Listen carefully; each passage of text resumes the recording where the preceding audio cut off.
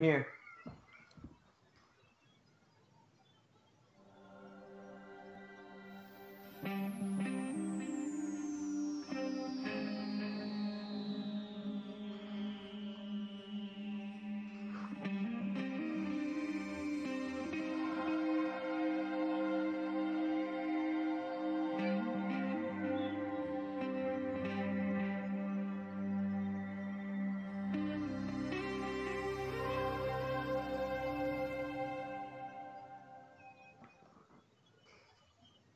All right. Hello, everyone, and welcome back for another edition of the Gospel of Comics with your hosts, the Church of Failure and Eric McCartney. Um, What's up, everybody? this week we have a special guest with us talking about the Umbrella Academy. This this topic came to us by suggestion of the guest because of the recent TV show. He said that if we ever covered it, he'd come on and because we like having people on the show, we said we'd work it in, and here we are. So we're covering Umbrella Academy Volume 1 and 2.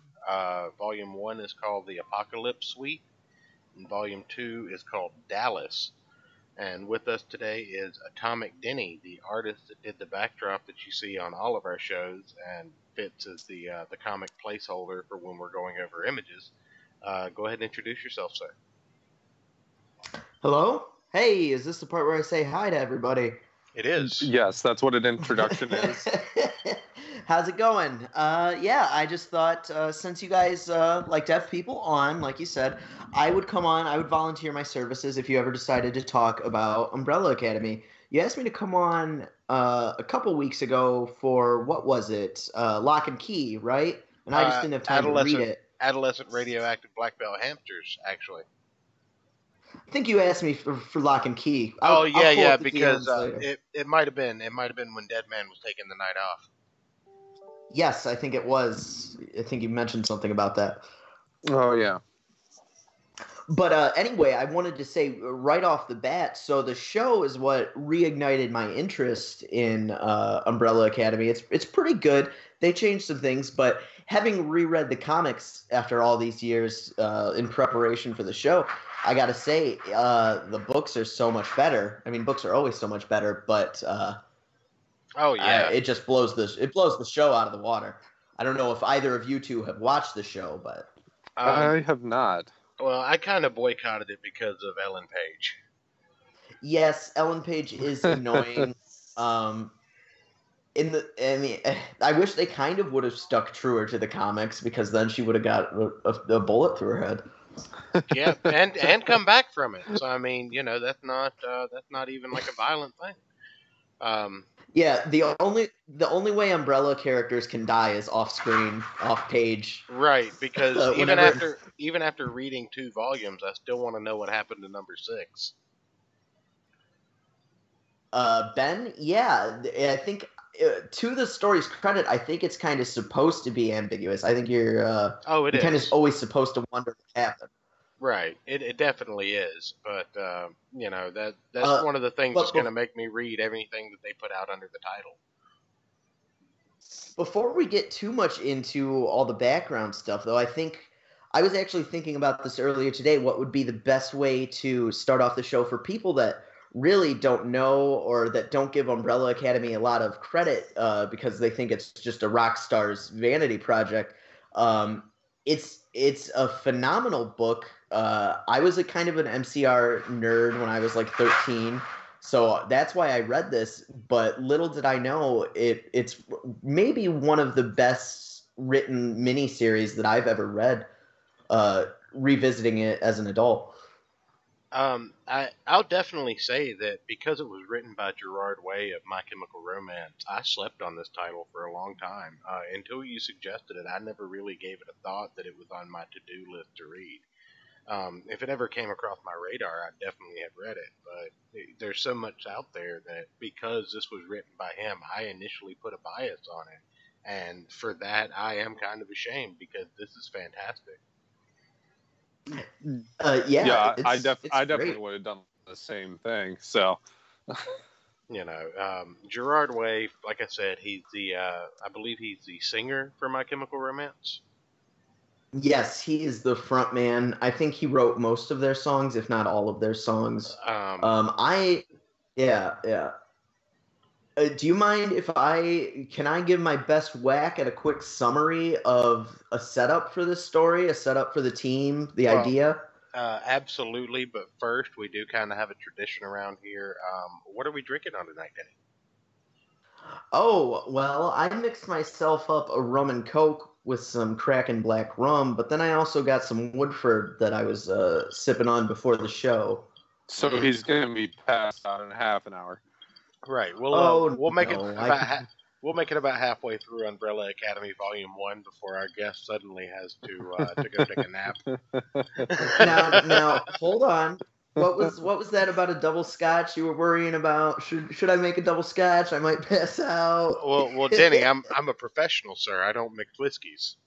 I stick to the Yes, scotch. of course. um, anyway, Ayrton, anything you got going on? I know you said you missed the liquor store. Did you miss the beer store as well? Well, they're one and the same here. Ooh, So, that's rough. So yes, so I am. I guess I'm, fresh air and nicotine is what I'm consuming tonight. See, Denny, I'm drinking for two now. See, exactly. I'd like to. Did you say fresh air and nicotine? Yeah. Yes. Okay.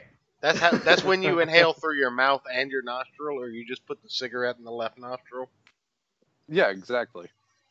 Well, I mean, I'm a fan of pure drinking water and alcohol. Well, that's why you put ice in your scotch. Yeah, exactly. I mean, to be fair, putting the cigarette in a single nostril is a little bit rough with Lucky Strikes, but it works. Hey, puts hair on your chest. Anyway, let's go ahead and get into it. Go ahead and take a whack at that summary. I've got the cover of the trade and the first cover of the first issue. We'll Yes. jump into pages after you get through your medium summary there. Okay, so just going off the cuff here. The Umbrella Academy is this weird sort of 60s pop art twisted Andy Warhol-esque veneer on top of a children's superhero team like the Teen Titans or the X-Men. This eccentric billionaire happens to find out about these 42 children that were born mysteriously on the same day without their mothers being pregnant. So he goes around and adopts as many of them as he possibly can. And with the 7 he manages to find, he forms a superhero team called the Umbrella Academy. And I mean, this sounds great. It sounds like the X-Men. He sounds like Charles Xavier. Why wouldn't this be cool? Well, he doesn't give one single shit about anybody on the team or really anything in general. Saving the Earth, saving the world is more of a formality to him. He's just doing it because he happens to live here right now. And these children are the best means to do it, so that's why he got them. And because of this, the family is extremely dysfunctional. They all hate each other, but most of all, they hate him. And years later, one of the family that went missing as a child has now reappeared with warnings that the end of the world is going to happen in 3 days. And the Monocle, their Professor X, has mysteriously died. So they have to come together as a team and try and stop the end of the world and figure out what happened to their father. And it's dark and twisted, but it's also got this weird, like I said, this twisted sort of Andy Warhol 60s veneer on this sort of X-Men team with this very Mike Mignola-esque kind of Hellboyish art. I just very much like the aesthetic of this book. No. How'd I do? I think you nailed it. A couple of things I might. Excuse me one second. A couple of things I might disagree with you on.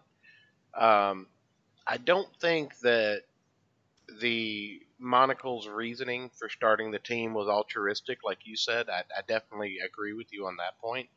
but I don't think that he didn't give a damn about what he was doing and was only doing it because he was bored.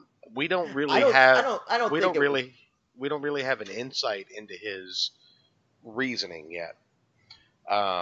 That's one Yeah. thing that Okay. the author has left kind of ambiguous to us. I mean, we have auxiliary material to these two volumes that kind of give us a deeper look into his origin, but we still don't have a direct explanation to his reasoning. Right. I think he was hard because that was the best way to raise the children for what they were going to face later in life. Oh yes, absolutely. If I could clarify, I don't think he did it because he was bored. Uh, I think he did it because Earth was the planet that he was living on. So, well, I got to save this so I have a place to live on. I don't think his motives go far beyond helping himself. I guess is what I meant. Right. Well, He wasn't doing it for the sake of the children, and he wasn't no. doing it for the sake of the world. He was doing it for his own means. Oh, absolutely. Um, Yeah, but that's what I got from it too. but everything everyone does is somewhat selfish. So I mean, I kind of cut him a break on that Oh one. yeah, no, I he's a cool character. He might be one of my favorite characters, and I love the rumor. I'm going to say that she's my favorite member of the Academy, but I think he's probably a close second. well, after like I said, that's a pretty fantastic overview of what we get into, just so you kind of have an idea of what's going on when you look at this. Um, we have a selection of pages that we're going to show as we go through and talk about this. And right now, I've got up the first shot of the issue. It opens up with a full page spread of an atomic elbow coming down on a squid monster in a cosmic wrestling match. And at the very moment that that person is crowned champion, those children are born to women who were previously seemingly not pregnant. And like you said, of the ones that survived, 7 of them ended up under the care of the monocle. But this just Which go, I just have to say, this opening was the perfect attention grabber. right, Yes, because let me just be clear. There's no reason for it to open with an atomic elbow. Cosmic wrestling yeah, comes up never again in the story. that's something that I wanted to bring up actually, really quick. I'm glad that you mentioned that, Art, because I forgot. This story will just bring up things out of nowhere, and that's like, well, that's the world that this exists in. It's a weird, interesting take on world building because it's like, yeah, this wrestler fought an atomic squid on Mars, and like I think at the end of the first issue, it says you just read the first of 6 issues of Umbrella Academy. That's 23 pages, making a total of 100 and blah blah blah blah blah pages. There's Oh, 770 blah blah bricks, we'll get to that. and then it's We're like, not but quite there but yet. none of this information's relevant. It just throws in weird things to make you go, well, okay, I guess. Right. No, absolutely. Let me just pull up my reference here, but no, we'll definitely get to that before the end. While while you're pulling up that other page, can I ask everybody? So, who was their favorite member of the Academy, excluding the Monocle and I'm blanking on the chimp's name right now Pogo, because he's Pogo. great. Pogo. Yes, Pogo. I love Pogo. But besides those two, what's your favorite of the children? Seance. Seance. Seance is really cool. I like number 5. Yeah. I like cranky old man in a 10-year-old's body is just a fantastic concept for a character. If you ask me that in the next volume where they explore more of his potential, and we'll get to that, I would have said him in the next volume. But in this volume, it's absolutely Seance. I think he steals the entire comic. I love Rumor just because I like the mystique behind her powers. She says, I heard a rumor, and then something happens. Like, I love that. I don't know. It's just such a neat idea for a power. Well, the thing is none of these characters seem to be clones of anything you've seen in comics before. There are Yeah. similarities, absolutely, but all of these characters are very unique, and I think that's kind of a breath of fresh air in the story. You don't have a Should Superman we give equivalent. You don't have, should we give it a should we give an overview of everybody's powers? I don't think we did that.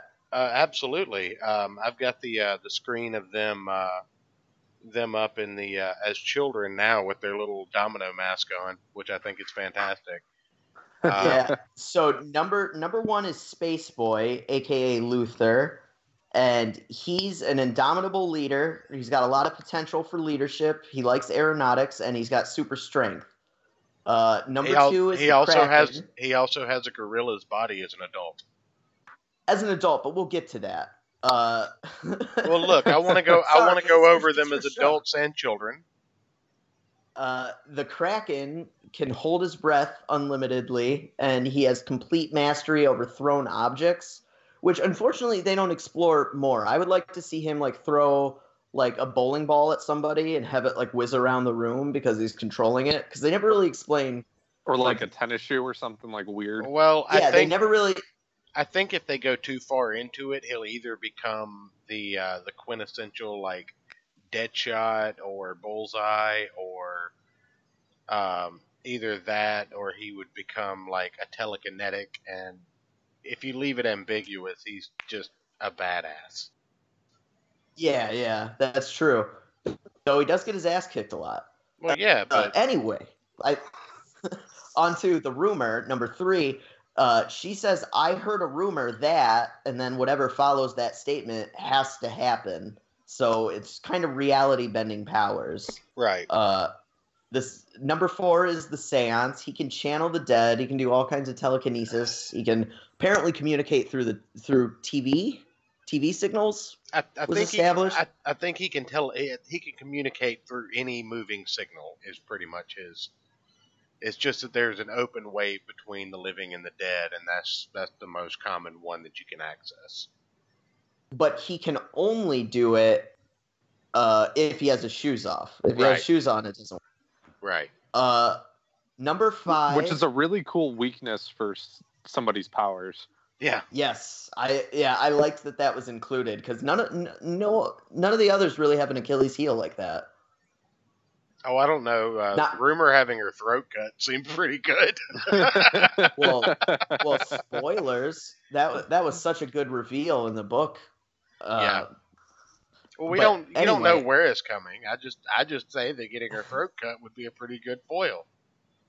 Yeah. So then on to number five. He can jump through time and space, but he can't do it very well. He's not very precise at it. And he has the ability, I don't know that it's ever utilized, but it is mentioned, I think, at some point, that he has the ability to replace objects in time and space instantly, too. Though I don't think they ever really use that. No, not that I noticed, but he did. He did state that while he was under the tutelage of a certain group that we'll get to in the next issue or the next volume, he mastered the ability to do what they called micro jumps. So I think the further in time that he has to go forward or backwards, the less accurate his powers are. But it's almost impossible. Like moving backwards in time, they've established is like super inaccurate. So he can jump forward in time, but it's really hard getting back. That's kind of what gets him into trouble in the first place. Oh yeah, He's not a character really in the Umbrella Academy for most of their stories because when he was 10 years old, he jumped so far in the future because he was sick of Hargreaves and his shit that he ended up going to the apocalypse just a few days after the apocalypse, and then he couldn't get back. So he had to spend the next 60 years developing a technique to get back. But more on that later. Moving on to number 6, who is the Horror. He's dead, but he dies sometime in his teenage years when the Umbrella Academy is a crime fighting group. But before you describe this one, can I take a whack at it? Yeah, go for it. Think Lovecraft and Mystique had a baby. Yeah, that's basically it. He summons tentacle-like Lovecraftian monsters from underneath his skin, which I can only assume somehow led to his death. They must have torn him apart or something. But I really like how little we know and how little we see about the horror. I also love his name. By the time he becomes an adult, he's already dead with a statue erected to his name, but we never get a story of why in these 2 volumes. And his name is Ben. That's another thing I skipped over. Sorry. Number 1 is Luther. Number 2 is number 2 is Diego. Number 3 is Allison. No, number 2 is number 2 is Diego, the Kraken. I thought his name was hold on. I thought his name was something else. Luther, Diego, Allison, Klaus, 5, Klaus, Ben. Oh, Klaus is a seance, right? My bad. Yes, you don't really see their names that much, so it's kind of hard to mix them up because they all have code names, real names, and numbers. Yes, it's very confusing, but I'm a fan of deep lore, so it's my bread and butter. That brings us on to number 7, though, Vanya, who has her entire life she's been fed medication and told that she's not special, she's nothing compared to the others. Don't even bother, don't even try. But here's this violin. Go play this violin and leave me alone. Right. We find out later on that she's actually potentially the most dangerous of all. So maybe she was kept at arm's distance for a reason?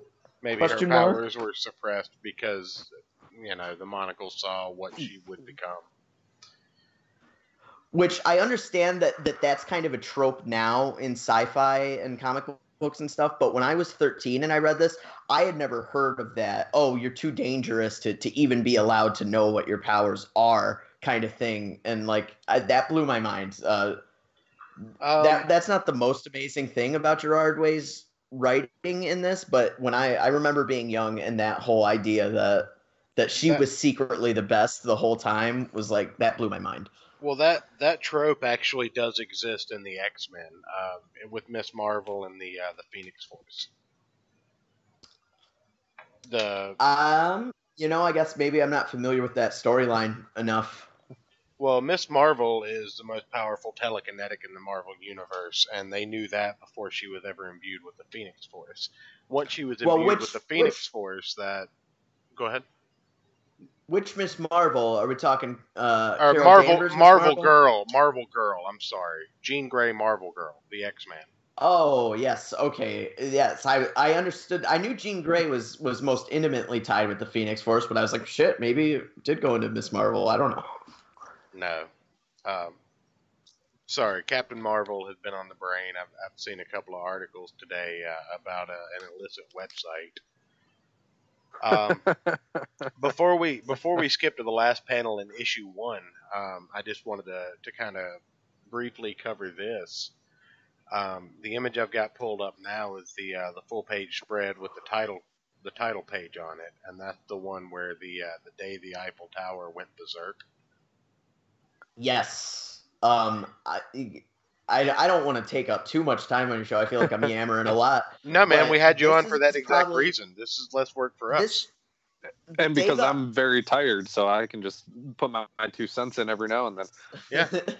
The day the Eiffel Tower went berserk might be my favorite part of, just singularly, not related to the story, just my favorite little sequence in the whole thing.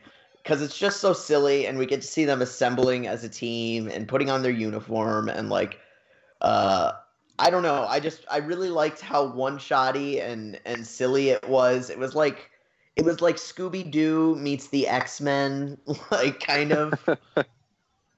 Well, one thing that I want to touch on, like you mentioned, the end of Volume 1 or Issue 1 being one of your favorite parts because it had nothing to do with the overall story, but it was just so iconic to what the story was. And this thing is, it's a full page spread, and it's got the Eiffel Tower casting a shadow, and the 6 members that are actually gearing up to fight, putting their gear on.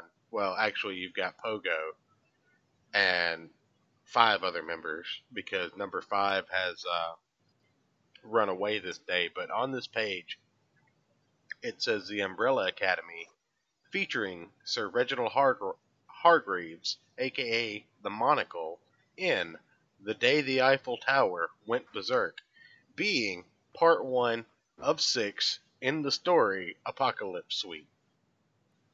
And this part of the actual comic is a flashback to when they were children, for people that aren't aware. And Pogo is the Monocle's monkey assistant. Right. In this world, Not monkeys have near human intelligence.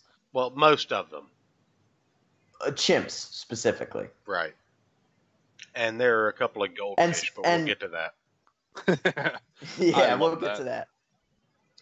But this particular part, the Eiffel Tower has become sentient because of one of their foils' power sets to control monuments and animate objects. But this is just really just like it's flavor to give us background to what the kinds of things the Umbrella Academy used to do. They used to stop monuments from destroying Paris, and they used to stop evil magicians from sawing people in half, and right, very corny pop art stuff. The thing is this the Eiffel Tower rocketed into space 10 years ago. So it says, or not 10 years ago. Well, what is it, like 18 years ago? 2009 was a crazy year. But it was like, no. It was 18 years ago, because this was 10 years after their conception.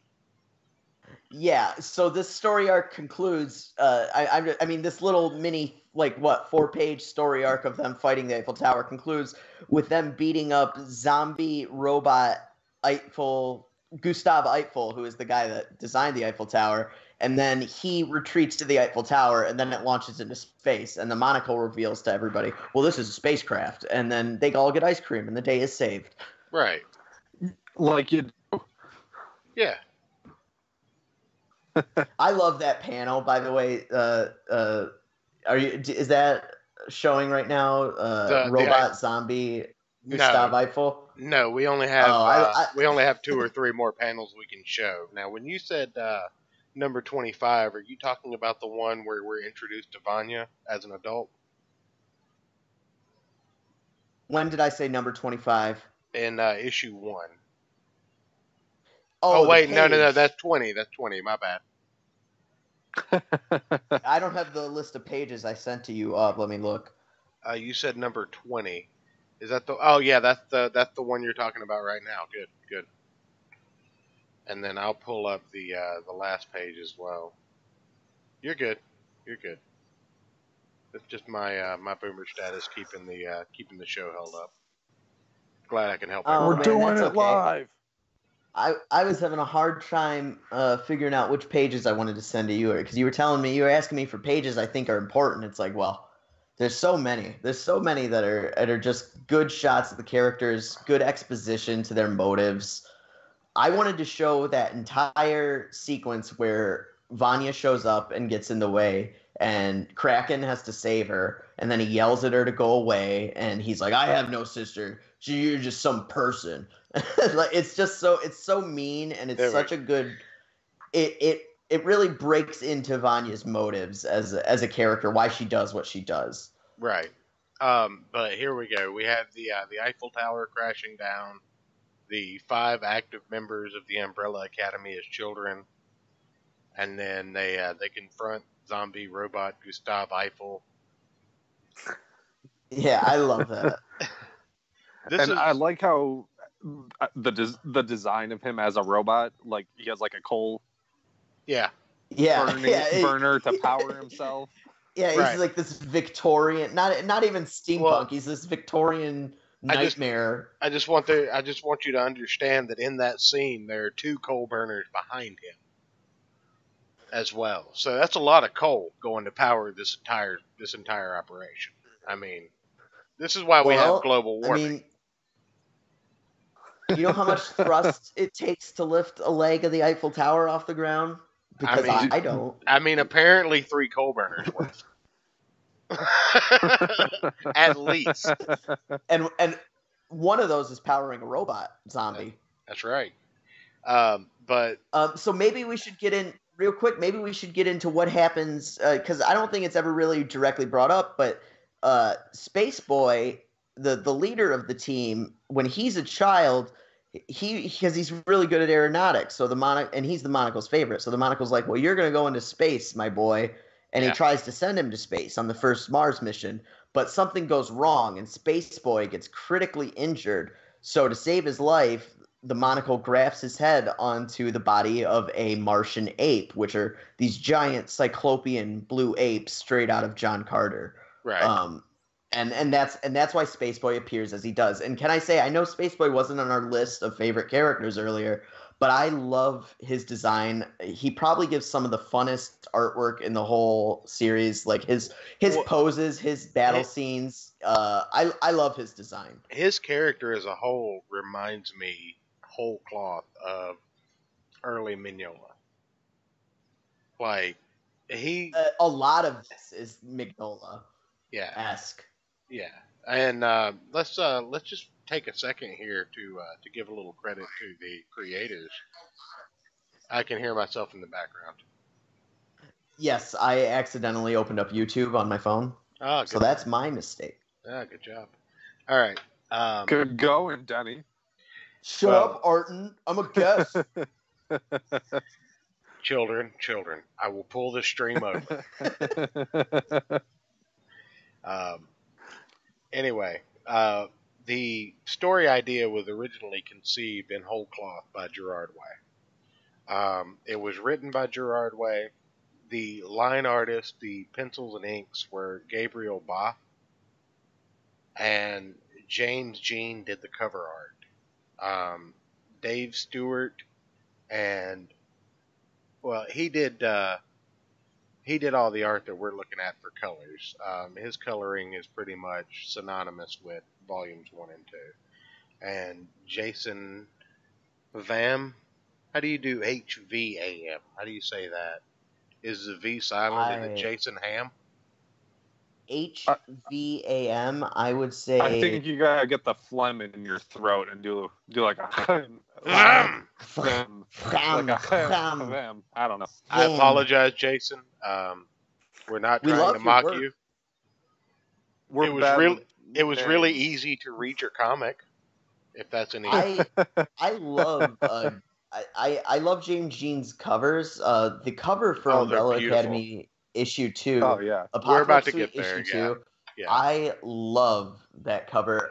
Gabriel Ba, I love his art. I love how Mignola-esque it is. I love how carefree it all seems to be. How, I don't know. I just wish that I was confident enough with my artwork to be so loose and so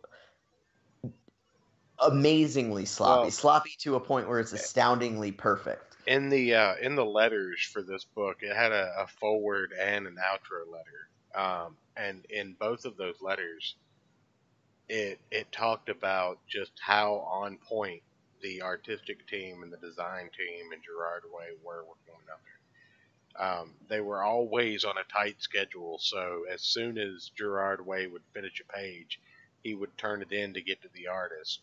And the artist would be waiting on it by the time he got it, but it wouldn't have been waiting long enough for it to matter. And then the colorist would often have people come in and say, hey, do you want us to clean up this off registration with your coloring?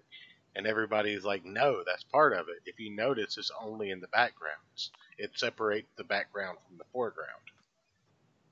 Yeah. And it's subtle. Which we were discussing a little bit before the show that it's a very subtle effect, and a few shows back in like when I was a kid, like Jackie Chan Adventures, used to utilize that for the background, and it gives the impression that don't focus on the background too much, focus on the characters. They're the important things in the scene, and it just exemplifies the sort of jagged shapiness to all the characters.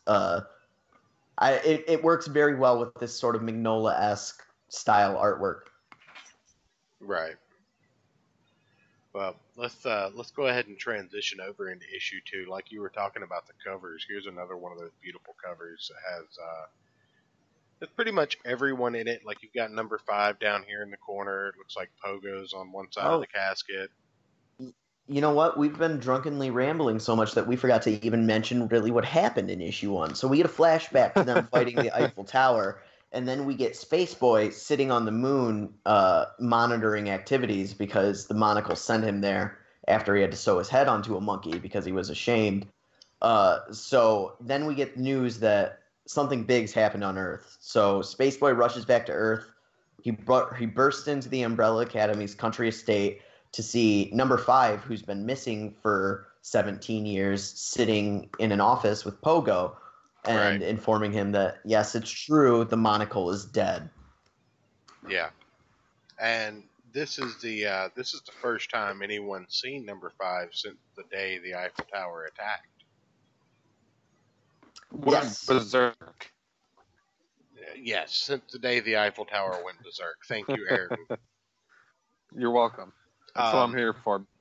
We also get a shot. Maybe I'll take over. Maybe I'll take over as co-host, and you can be the guest, and I'll disrespect you. Ooh, gauntlet thrown down. We'll have to see. We'll have to put a competition between the two of you. I'll have one of you draw something and one of you record something, but not who you think. You know, I play a mean recorder, Aaron, so you better... Ooh. Hey. What about a kazoo? Can we get a kazoo up in here? Oh, I'm even better. I can draw some mean-looking birds that are flying way off in the distance. All right, ladies and gentlemen, it seems like we have a... I'm just kidding.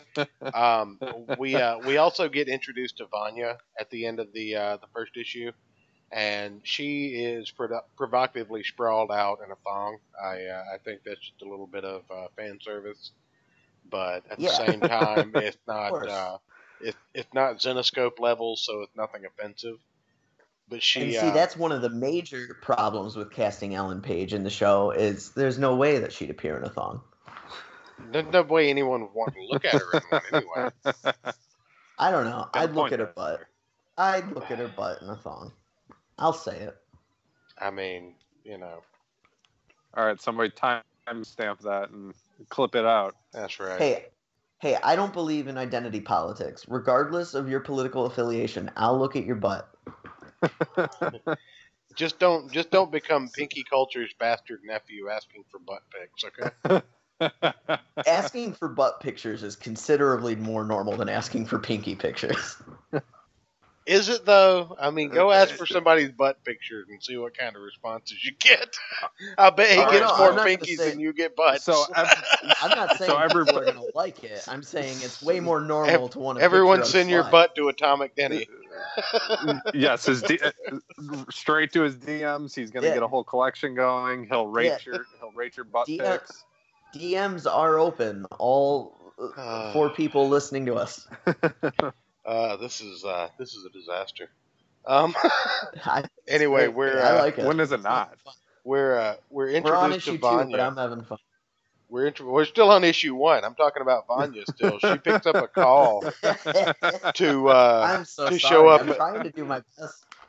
To show up at an orchestra, and she initially turns him down, but when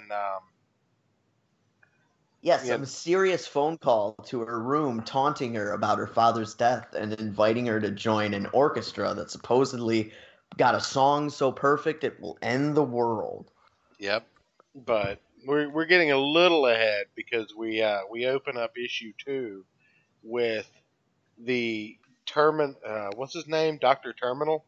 Mr. Terminal? Dr. Terminal. Yes. Yeah. He was a former villain of the Umbrella Academy who was defeated and sent to the hotel. Right. But he programmed robots to come back if the Umbrella Academy ever reforms to attack a carnival, I guess. Yeah, and they look like buckets of popcorn. Yes. I love that. I like that they all have names, too. I just wish I knew what they spelled out. Like, I'm thinking it's some kind of otherworldly slur that they spell out. I don't know that they're supposed to spell out anything. I think that they're all, like, allusions to classic literature. Like, one of them is, like, Brutus, and, like... Yeah. Like, you know what I mean? Like, I think one of them is called Terminus, who's, like, the leader. They all got their initials on them. Okay, yeah. One of them's got a band around his head. Where's that? I don't see that. That's J. Oh yeah, It's that's on weird. screen right now. Huh. Yeah. Yeah, you're right. Well, more Huh. than yeah. But they're How all about kind that? of unique. I mean, none of them are the exact same if you really pay attention to it. Really, I didn't pay attention to that. But anyway, the attack happens, and the Umbrella Academy obviously has come back together because of their quote unquote surrogate father's death. Let's talk a minute Even though about they all hate him. his chic manservant. Yes, I was actually gonna wonder if we should bring that up. He's just got in like this classic Johnny Quest sort of cartoon Yeah. style. He's just got this Yeah. this South Asian sort of manservant that doesn't talk but always Yeah. knows exactly what's going. If anybody out there has watched Star Trek, he's like Luoxana Troy's manservant, Mr. Hum. I mean, Yeah. don't all of us want a South Asian manservant? No. I'd prefer a South Asian woman servant, but Well, you know, I'm here. There's a good massage place down the road from you, so how do you know where I live? I don't worry disavow. about it. Church, did you dox me? Church? How would I dox you? I don't have your information. You have mine. Doesn't PayPal show both? No, just the payers. Oh. You learn something new every day. The J robot has a headband and PayPal doesn't show information. I mean, I could get it if I can test the payment. Don't tempt me.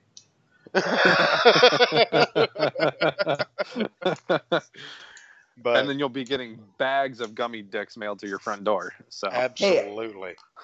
I'm just a humble artist. You call the shots. I'm just here to follow your lead. I'm sorry. Becky has said that she will come co-host with me, so you're both fired. Man, fired already. Hey now. Hi. Does anybody deliver the hot insights like I do? Hey, Like butts are mean- more normal than pinkies? I mean, I get fired pretty much every show, so He does. It's a trope now. Hey, you know what, Arton? Let's go start our own show. yeah, that'll end well. It'll start well. I mean, I'm gonna press X to doubt right now. There we go, right there. There we go. But anyway, in the second issue, we get them coming back together for their father's funeral, and then these robots attack, and they all just kind of spring into action. But Vanya kind of wanders into the field, right? Yes. And Because she's an idiot. yeah, well, she has no powers, so to speak, and well, at least she just wants to go to be. I thought that was actually kind of strange when I read it too, where she's like, I gotta go. The carnival's on fire. I gotta go to my family, and it's like, why? You've never done that before. You've always watched from like a plane overhead. Right. Nobody wants you there. But during this, we also get kind of a flashback of number 5 being in the future, and the world is completely fucked. Yeah. Everything's been just utterly decimated, and unfortunately, he can't travel back in time yet as a 10-year-old. So he spends. Yeah, he's not smart enough. He didn't. I kind of like that sort of temperament behind his character too. Was he was being impulsive. He was mad at the monocle. He wanted to say "fuck you." I'll time travel, and the monocle didn't care about him at all. And he jumped in too far into the future, and then he was like, "Oh, he was right, and now I'm stuck here until I teach myself how to travel back in time." He had to like teach himself temporal mechanics. Right. And he also read a book written by number 7, Vanya, that was kind of an expose on how their family turned out after he disappeared. So yes, called Extraordinary. Right. And he spends 55 years in the future until his dementia tells him that a mannequin named Dolores gives him the answer on how to get back in time. Yeah, that's his wife. Which I love that part.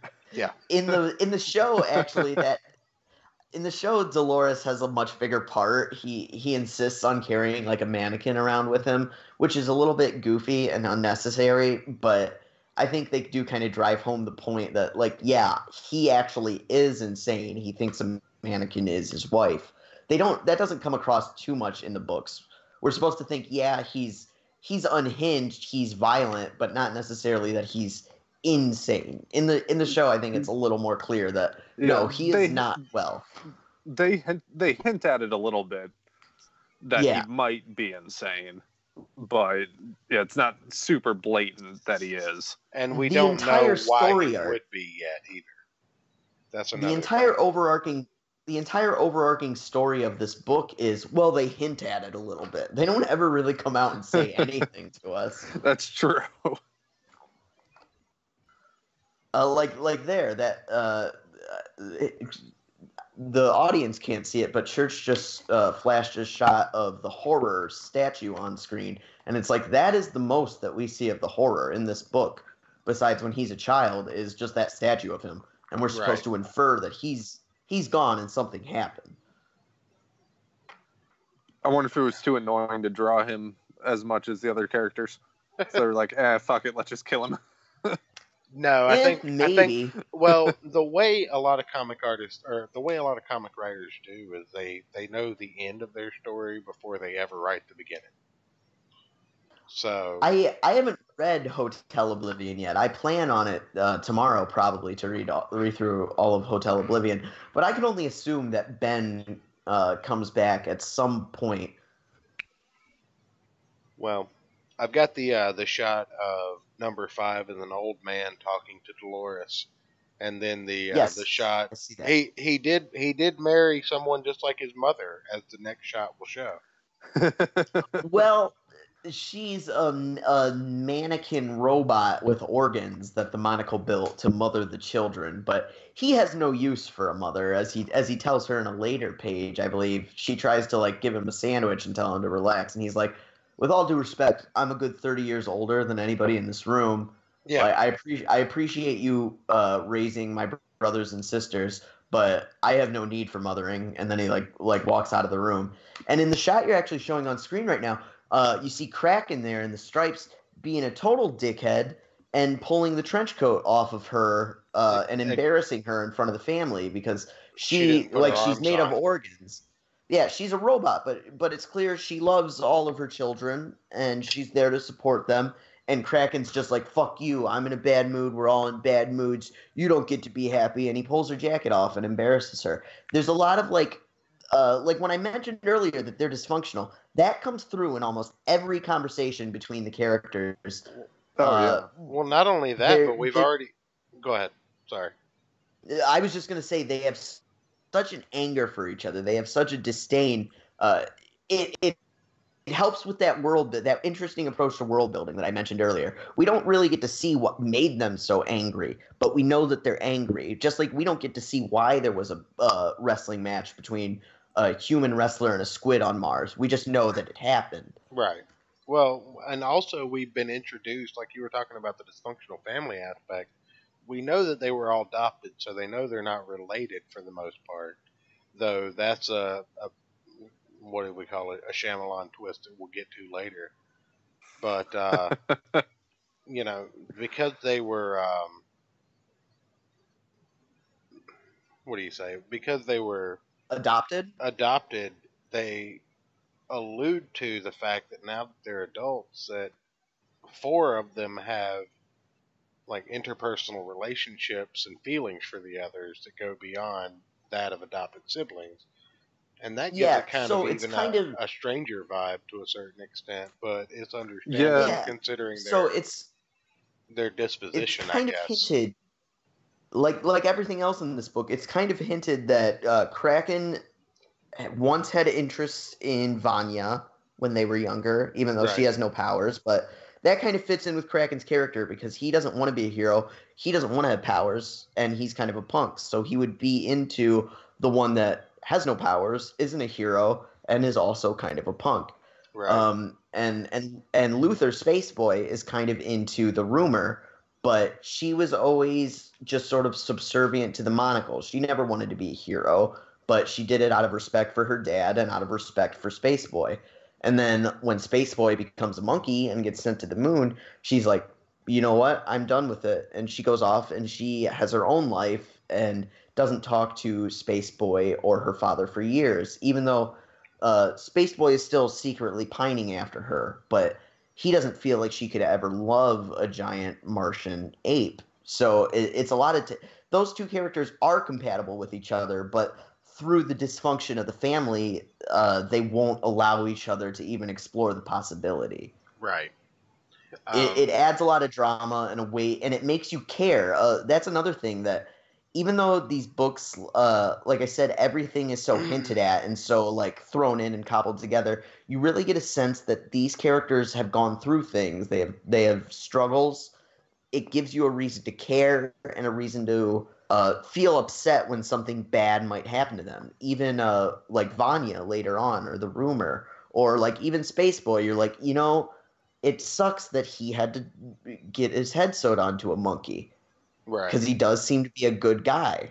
Like, Yeah. Well, it's I don't know. It makes you feel for the characters. well, I actually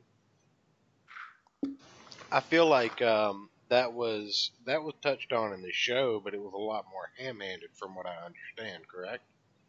Yes, a lot of the things are touched on in the show, but they're a lot more ham-fisted. They're a lot more on the nose. For some reason, they made the seance overtly gay, which is fine. I don't care that he's overtly gay, but it doesn't add anything to the character. It's fine whether he's gay or he's straight. I just don't know why they had to do that. It felt very ham-fisted.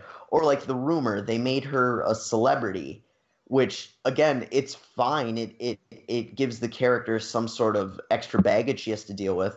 But in the comics, it wasn't necessary. We got the sense of Allison Hargreaves as a person without there needing to be some sort of Beyonce level fame behind her to make her feel important.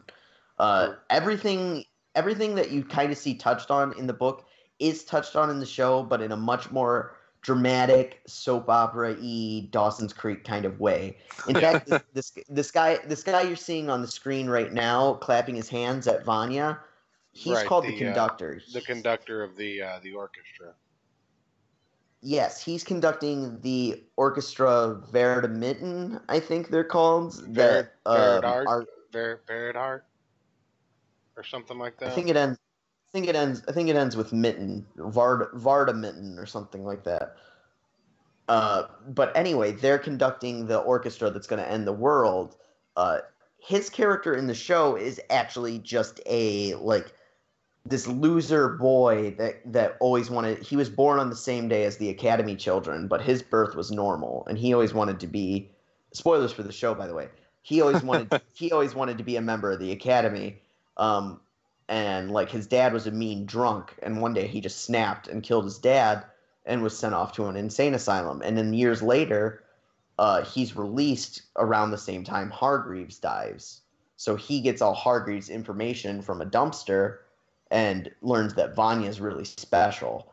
And Right. he's going to end the world and kill the Umbrella Academy Well, using Vanya as his girlfriend. let's There's no conductor in the show, which is let's not. I get why it's like The Watchmen.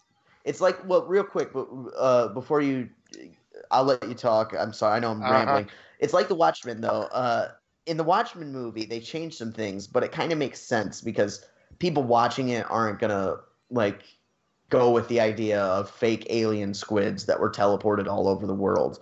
Just like people watching the show won't buy this guy in a skull mask that appears out of nowhere, leading an orchestra that's going to end the world. So it kind of had to be something else. I don't know. I think if we buy it as a comic audience, we should really have faith in the viewer to be able to suspend their disbelief. But one thing you didn't touch on was the entire orchestra is made up of murderers and criminals. Yes, but also somehow also the world's most talented musicians. Yes. Also happen to be the world's worst murderers. Because apparently in this world, being with hyper intellectual chimps and goldfish, To be a talented musician, you also have to be a sociopathic murderer. Yes, but also let's not forget that John F. Kennedy existed in this world. So, like, it's a weird Correlation, tie maybe. between, like, yeah, maybe did John F. Kennedy give all our musicians LSD to make them murderers? Think about it. I mean, probably. Well, at the end of the issue, once Verna's been turned away by her family with the aforementioned little quote from number 2, uh, you end up with everybody except her and number 6 being back at the house, and you get this little quote at the bottom that said, "In closing, I'd like to point out that I never desired to break the children. I merely sought to foster their potential, which was unfortunately never that vast." Reginald Hargrave during his acceptance speech at the National Thallium Awards. Yeah, so I was actually thinking about that too, and I think I think the purpose of that being in there is he's trying to mitigate the damage of their failures, because that's in response to them getting criticism, right? That's in response to him getting criticism about the treatment of the children. So he's trying to say, oh, no, you don't understand. I wasn't that bad to them. I was just trying to bring out their potential, and the reason I couldn't is because they didn't really have that much. Like, it just goes to show what kind of man Hargreaves was, what kind of father the Monocle was. Right. Well, that'll bring us into right into issue 3, and again we have some more beautiful cover artwork. Just peeking at the time here, we may only make it through the first volume at the rate we're going, and that's not a bad thing. I'm really sorry about that. No, absolutely, it's fine, because I was just wanted to make sure that we had enough material to cover to fill 2 hours, but having someone that has this kind of insight on is a little bit new to us. Like we got 2 non-comic readers to read Lock and Key with Becky and Mr. Deadman, and we can normally push through 2 volumes. But again, a lot of a lot of the stuff that we bring up at those points don't have a lot of the finesse that you brought up just in this. So I kind of appreciate it. Also, Lock and Key doesn't have a TV show to compare to yet. Yes. It has a couple still images from a TV show they almost made. Yeah. But anyway, I appreciate you having me on the show, and I really appreciate you saying those kind words about my comments. I hope that I'm not rambling too much. I know that I'm going off the rails here, but I think that everything I've brought up is relevant information to anybody that might be interested in reading these books. No, absolutely. Just understand that at a later date, you're roping yourself back in to talk about Volume 2 and Hotel Oblivion. Oh, absolutely. I'd be happy to come on again. Sure. So, ladies and gentlemen who are watching this now and or later, just keep in mind that if we only make it through Volume 1 tonight, which is kind of looking like that's the way it's going to be. Oh, Mrs. Church is in the chat. How's it going, Mrs. Church? The love of Mr. Church, myself. But for anybody listening or anybody listening at a later time, we'll probably only look at Volume 1 tonight. Maybe dip into the 2 bonus stories at the end of the issue to kind of touch on for a minute. But we will cover Volume 2 at a later time and invite Mr. Atomic Denny back on. So slight change to programming, just kind of keeping it under some time because I want my co-host Aaron to get some sleep so he doesn't quit the show tomorrow. Even though I'll fire him again tomorrow. Yeah, I'm gonna get fired again tomorrow. So I'd be happy to come on again. I'll say this. How about this? I gotta step away for a second, so that'll give you a chance to get through issue 3 while I'm gone without me rambling. Well, it's one of the shorter ones to really touch on, but I think we can manage it. Yeah. All right. So again, we open up with some more of this just gorgeous cover art, and while our guest is gone, I'll go ahead and take a minute to say, for anybody listening at the moment, if you take a look down in the description, we've actually placed a link to somewhere you can direct purchase the digital downloads of this book if you're interested in reading it, and I strongly suggest you do so. That's going to be something I'm going to do. Very good. That's going to be something I do going forward. If there's a digital download version or a direct market ability to buy the book, I'm going to go back and amend the links and do so going forward. But just take a look. They're not expensive. I think they're like three to $6 a piece, or 99 cents to $1.99 an issue because it's Dark Horse.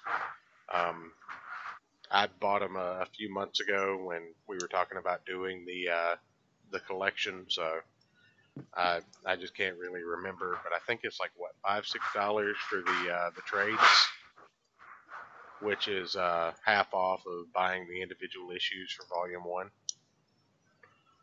So definitely something to look into. And again, I definitely suggest anybody who likes good comic books to give this a check out. Definitely. Anyway, issue 3, we have the opening up of another flashback where the rumor has been captured by Dr. Terminal. And Dr. Terminal is constantly dying. He has a terminal disease, but he's developed a suit that he can devour organic and inorganic matter to basically extend his longevity. So we go through a few pages. It converts it into energy that feeds his disease. Right. So he basically lives on borrowed time from everyone else. And he goes through his whole explanation of why he's doing what he's doing. And typical villain monologue. Right. He eats people. Yeah. They kind of mention that he eats people, but they don't really explain how he eats people. Well, I kind of glossed over that by covering organic and inorganic material because he also eats buildings and stuff. So yeah, he's like Boogie 2988 with his new teeth. He can eat anything. Oh, shots fired! Shots fired! Hey, I don't care. Boogie's an idiot. I don't disavow that. But that actually brings us to one of the more awesome full-page spreads in this particular book. Let me get to it because it's in the next chapter. I just, real quick, I want to mention just the coloring on that page with like the dark drabness of everything in the background and just that bright red blood pooling out of the chair. Oh, yeah. Yeah. There's it's good that you bring that up. There's a shot later on that I don't know if Church has or not of a tortured victim of Hazel and Cha-Cha, who are these evil secret agents. Yeah, and that's just in the next chapter. It's so dark and it's so red. It's a great visual. Well, I've actually got this that I was going to pull up as well, and it's another example of just great color work.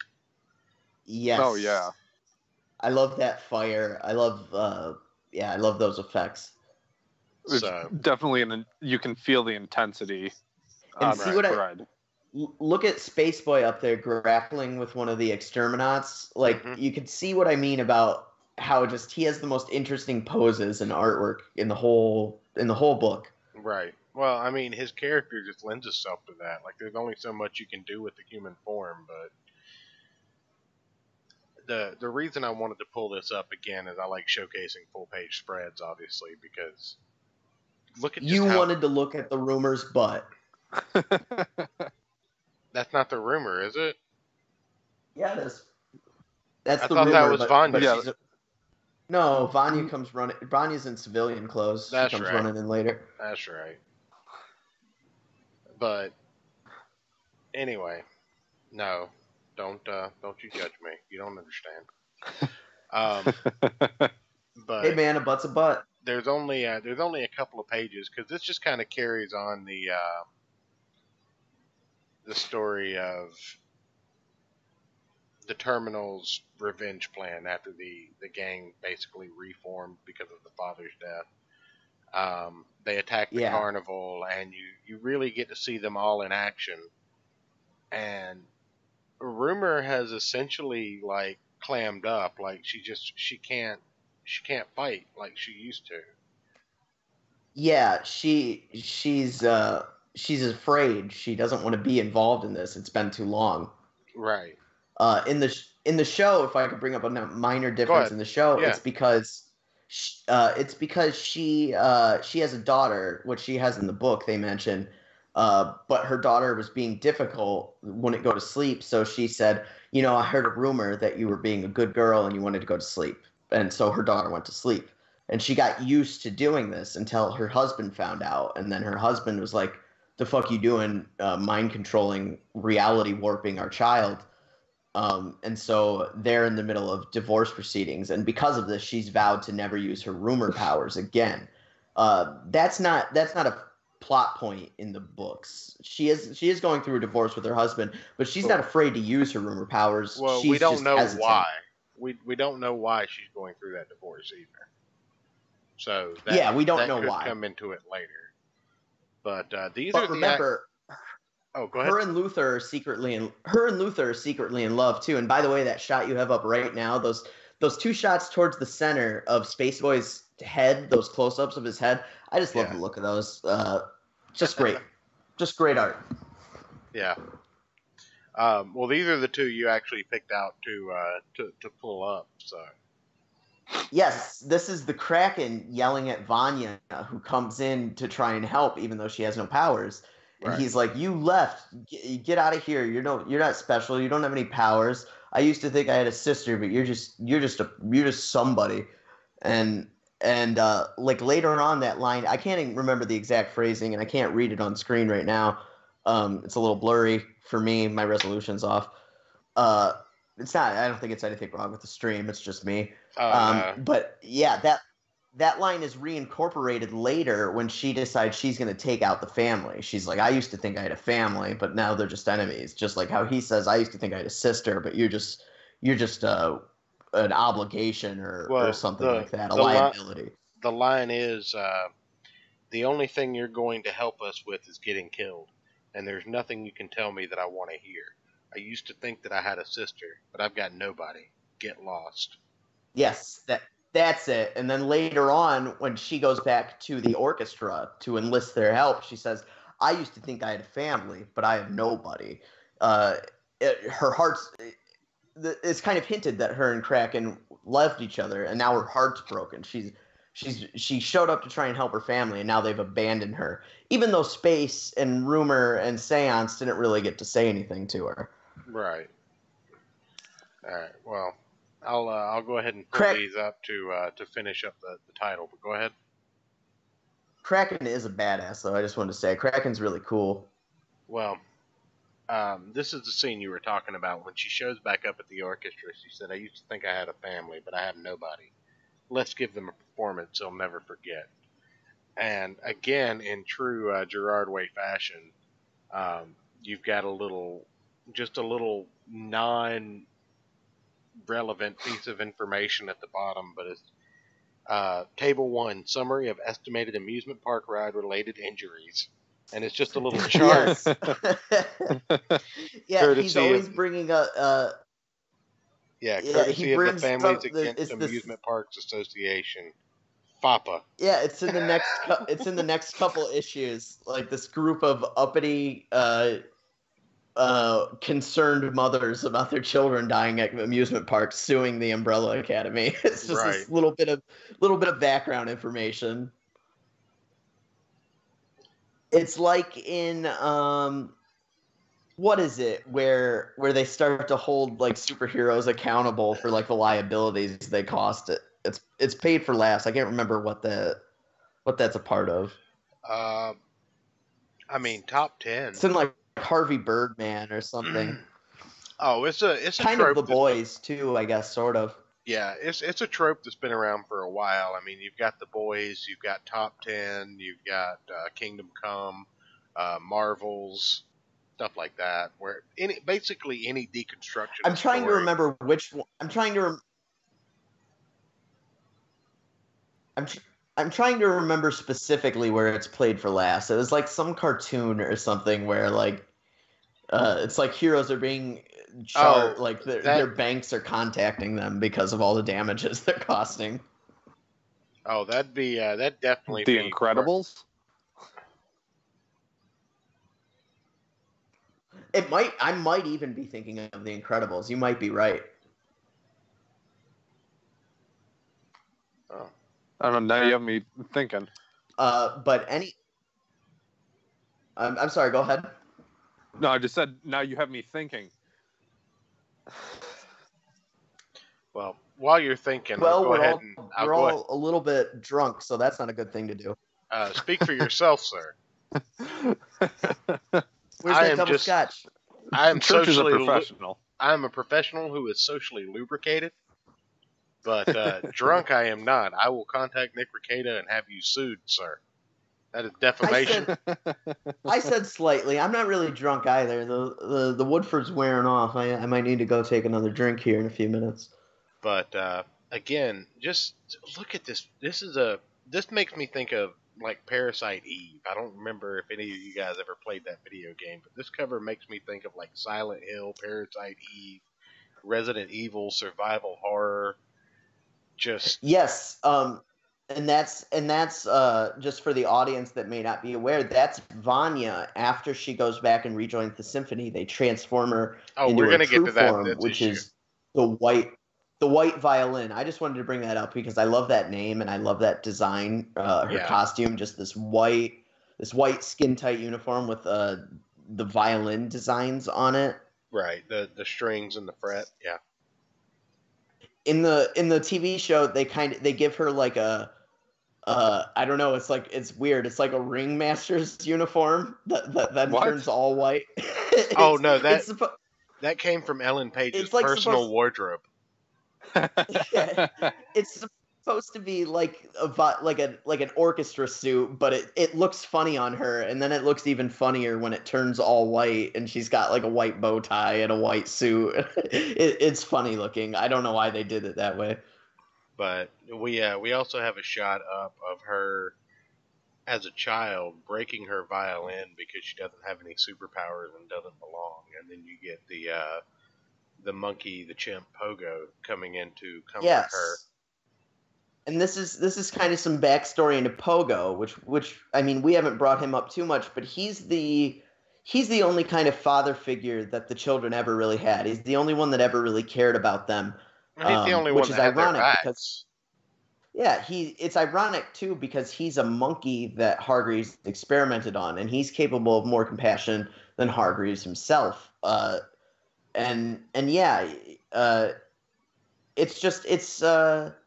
It's a touching character. They make you really feel for a monkey. Which how many pieces of fiction? Like what is it, Uncle Joe, where he's a baseball player? What's the one where a monkey's a baseball player with Joey from Friends? What is that? You got me on that one. What about Dunstan Checks In? Dunstan Checks In maybe made you feel for an ape, but Umbrella Academy will do it more. No, man. I have no idea. Really? Not a clue. Google Dunstan Checks In. Who was the one that... Who was the gorilla that they shot recently? Because Harambe. Yeah, it's Harambe. You made me feel for apes. You mean in 2016? Yeah. Yeah, recently, 3 years ago. Hey, have some kids. Let me know how long time flies. Either one of you young strapping lads. Just go have 3 kids. Let me know how long it takes for fucking 1984 to become recently for you. I'm good. I think I'll stay happy. Hey, go fuck yourself.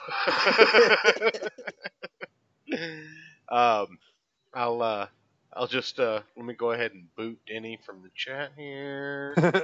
All right, it's been real. It's been fun, but it ain't been real fun. I'll see you guys. No, we go into issue 4, and after you get introduced to that little bit of backstory, it flash forwards to this horrendous looking operating table where Vanya basically looks like a hazmat test dummy strapped to a music surgery machine. And yes, this is it's noted that it's 2 days before the apocalypse. Yeah, and which I love how they do that. Yeah. Something that's kind of funny and like needlessly cruel that is just put in is that so he knows how to awaken Vanya's true potential with this horrible music machine that she's strapped to. And he knows how to do it painlessly, but he wants to do it the more painful way, just to be an asshole. Oh, absolutely. Which will make Vanya mad, which turns out to be a mistake. Oh, absolutely. But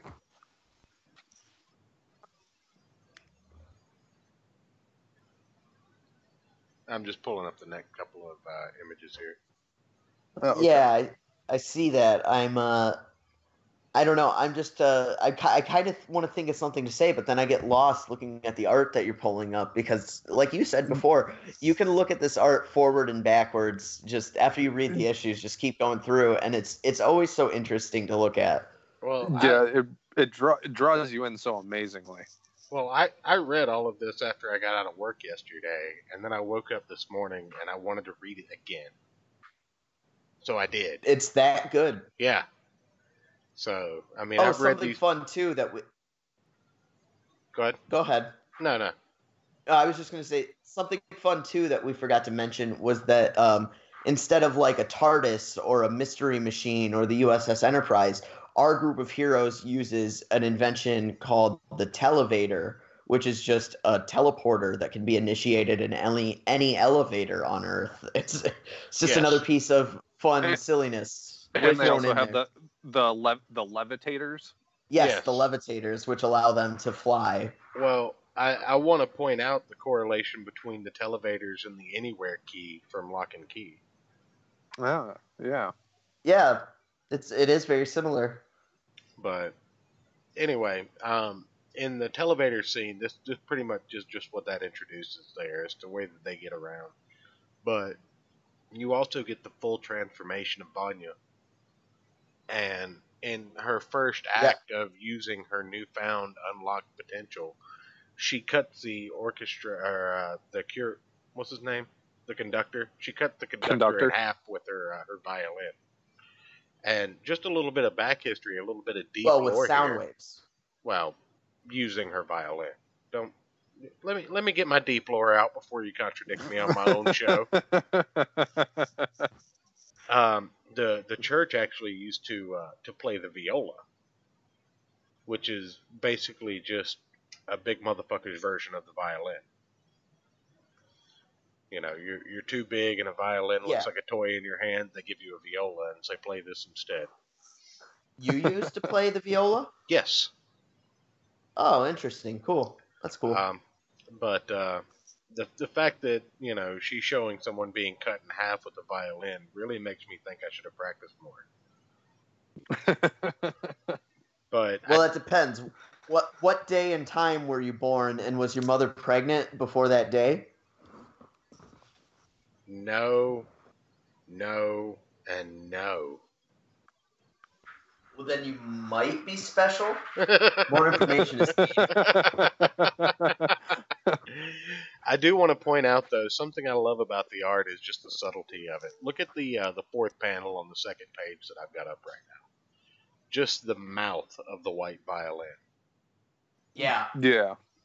And it's the change of expression. That's all that needed to be shown there. And you know exactly what's about to happen before you even look down. Oh, man, too, if anybody watching this is thinking, wow, look at how graphic that art is. Like, guy's literally exploding. That is nothing compared to some of the gore that is featured in later issues. Actually... what comes to mind is a scene with Pogo later on. It's very graphic, very upsetting. Anyone who is upset or offended or taken aback by the graphicness of this particular scene, make sure you do not watch any of our signature series episodes on The Boys.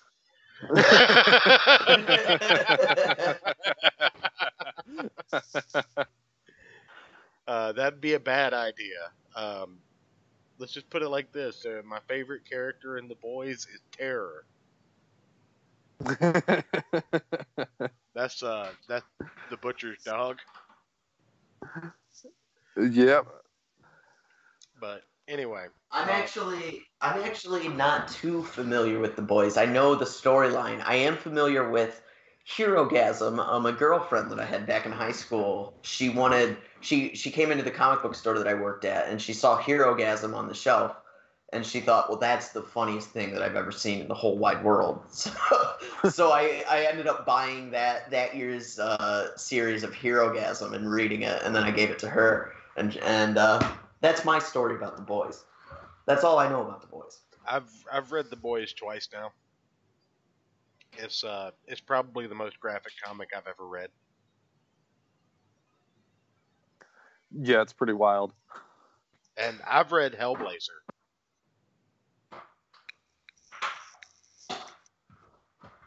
Hellblazer. Who is that? What is that? Sorry, I might be out of Vertigo, the loop on that. Vertigo, John Constantine. Oh, okay. Yes, I do know Constantine. Well, I don't want you to be thinking about the puny movie version of Constantine. Oh, I'm always thinking about Keanu Reeves. Well, as you should. As you should. Well, these are the final two panels from issue 4 that I'm going to go ahead and pull up. We're introduced to what will become the main backstory for volume number 2. Stop yawning, Ayrton. I don't pay you to yawn. Sorry. I don't pay you at all, but I definitely don't pay you to yawn. I would dock your future pay for that. But we get the introduction to a story that's going to become really important in volume 2. But we get these guys in gas masks, and these guys also really make me think Mignola when I see them show up, because of the beady eyes, the long faces, the flashy colors, the way they just stand off and steal the scene, even though they're mid-ground characters. Hello. Anybody still on the stream with me? Have I gone solo? Yeah, sorry, I muted myself for a second. I was listening, but I had to walk away for a second. I didn't want you guys hearing me banging around. Yeah, I like the designs of the Temps Alternalis. Yeah. I like the name of the Temps Alternalis too. I think it's ominous. It's creepy. It sounds vaguely Latin. It's everything a villain should be. Yeah, but they also Latin. But they also look like crash test dummies again. I think there's some kind of fetish I'm going to mute myself again for a second. So, Arden, you got to carry the show. Wake up, Ayrton. I'm working on it. Now am I on alone? What? I don't know. He's fired. Whoa, what happened? Everybody's fired. I'm fired. Whatever button you hit, it definitely wasn't mute. But for real, I do got to step away for maybe like 3 minutes. Yeah, so. Go ahead, man. We'll go ahead and get into issue 5. This is the end of issue 4 that we're covering now, so we'll be into issue 5 when you get back. Anyway, now also real quick, Church. I don't know if you saw. I went and grabbed a picture of the show's version of White Violin. Oh, I think it'd be interesting to do a quick side by side. Where'd you send me that? I'll go ahead and get that loaded up. I sent it to you on Twitter DMs. Okay. All right. Well, go ahead and talk about the end of issue 4. I've got the panels pulled up there, but yeah. Well, real quick, I just wanted to say about the shot with Pogo and number 5 in there. Again, the contrasting coloring, making the Tempest Annihilatus guys kind of like just pop forward, and they put them kind of in that more shadowy sort of shadowy sort of coloring really makes everything pop out. Right. Let's see here. I'm trying to find a slightly larger image. But no, right here at the end, I mean, this issue basically exists for nothing more than to essentially introduce you to the White Violin as a character, to give her origin, to kill off the conductor, and to basically make sure that you knew that number 5 was not off scot-free for jumping in the time continuum. Right. And it gives her a good showcase at the end too, as well. I thought, Right. Because you kind of get from her backstory, she's always had kind of like this complex about not being quote unquote special, and then she gets powers and is just kind of like, all right, I'm gonna let loose with these. Yeah, I'm just gonna immediately jump to destroying the planet. Yeah. All right. As you do. Here's an image of the white violin from the show. That hurts my eyes to look at. Yeah. Also, it's awful. Yeah, it doesn't look nearly as cool, does it? It just No. looks, I don't know, looks dumb. No, not at all. Why didn't they make her hair white? It just looks boring. It might have even been better if they made her hair white. It might have been like, okay, so like her powers are so pure, the energy is so pure and so strong that it's voiding out any kind of pigment. But no, I guess her hair gets to stay brown because Ellen Page. Because it would cost too much to CG her hair white for those scenes. Right. But it would look better. Well, I went ahead and to jumped over to issue 5 here. Again, I can't talk enough about these covers, but I'm gonna go ahead and give give the helm back to Denny here for just a second. I seem to have a mini church visitor, so I'm gonna go put her back in bed, and I'll be right back. So you guys handle this. Okay. All right. So I guess maybe it might be important to mention what the monocle does, what the Hargreaves' big trademark item, the thing that he's always seen wearing and that he insists on being called. He won't even let the kids call him Dad. He makes them call him the monocle. Should we bring that up now or wait till we get to the point that he goes and picks it and rummages through his stuff and finds it and puts it on? Yeah, I was gonna say it does come up a little bit later, but we do have this nice shot on screen right now of number 5 wearing the monocle. So maybe we won't explain we'll wait for the panel to show what it actually does, but I'll say that it like lets you peek into a person's complete history. Like it lets you see what they are on the inside and out and notice their true potential. So that's how he was able to sift out and sort through all the children that were born on October 1st, 1989, to find the special 7, even though there's 42. Presumably most of them dead. All right, I'm back, yes. Yeah, so I didn't get into how the monocle is utilized later in the story. I just explained that the reason it's important is it lets you peer into a person's soul, into their psyche. So that's what you missed while you were gone. Well, I think it also lets you look into the past and the future as well, doesn't it? Yeah, I mentioned that. It lets you see that person's entire timeline as one complete image. Like you're looking at the entirety of that person, past and future, as like one shot. Well, I'll go ahead and take this time to introduce Lupo. Yes. Lupo this is another great character. Yes. Yeah, Lupo cool. Go ahead. I was just gonna say, really cool, entirely cut out of the show altogether. Really? Yeah, in favor for a love interest for the Kraken. Oh, jeez.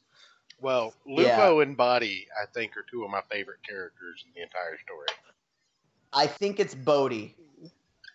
No, I think when it's a name like that, it's Bodhi.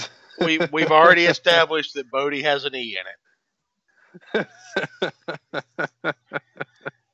Body, it's spelled like body. I'm going to say it's Body. It's a monkey named Body. I'm good with it.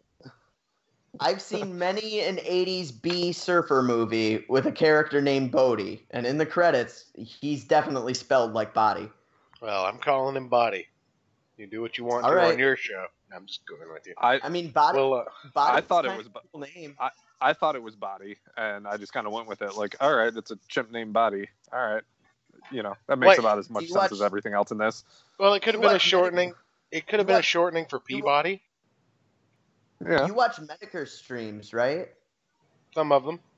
Yeah, I think that Bodhi Lee, Photon Warrior, I think his name is spelled like Body, even though it's Bodhi. God damn it! Why do you have to give me a verification? All right, so we'll call him Bodhi. But first off, look at the cannon this motherfucker carries. Yeah. I mean, it's a pistol bigger than his hand. I love that look too. Those John Lennon sunglasses with that beret and that like walrus mustache, and the fact that he looks always like the smoking. Mythbusters guy. Yeah. Yeah, I was just about to say he looks like the Mythbusters guy, but as a hard-boiled detective.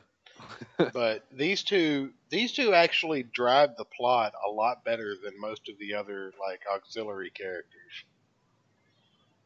Yeah, it's kind of like a substitute for like Batman talking with Commissioner Gordon. Like, you know what I mean? It's Kraken talking with those two.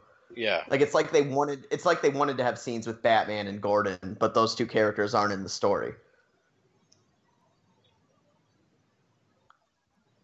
We always have to have the disgruntled old cop in a story like this. And he's always got that crinkled, bent-up cigarette coming out of his mouth, too. Yeah. Well, we're kind of brought to...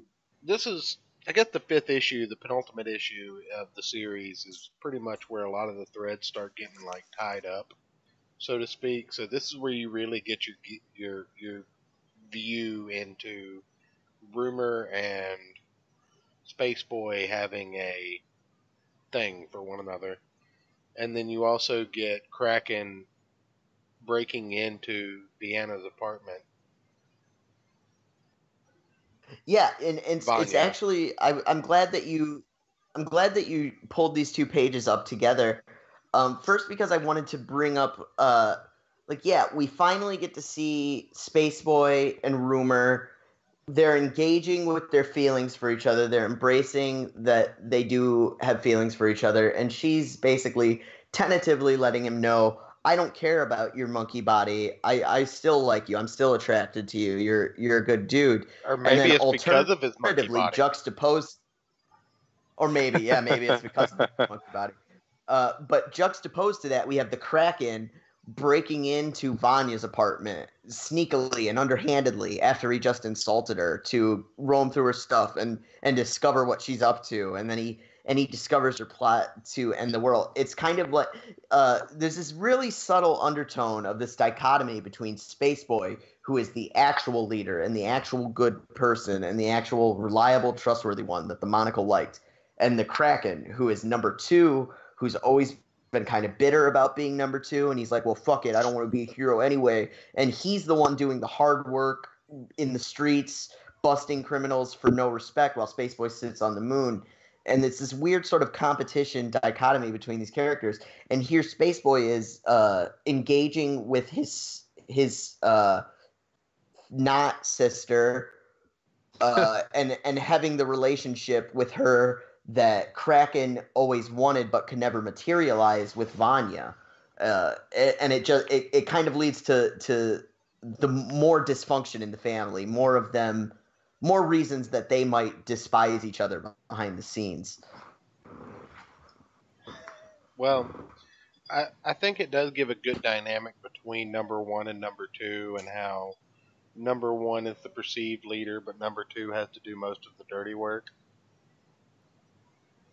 So, well, I think maybe when they were kids, number 1 was the actual, he was the Scott Summers of the team. But then after he had his accident and was shipped off to the moon and the team kind of, lost its dynamic, that's when the Kraken was like, well, I'm the one doing all the hard work and I don't get any credit, so I'm just going to go solo. I'm just going to go do this for me and not for any I'm going to be the Batman of this universe. Right. I'm not going to do it for credit like that clown in Metropolis.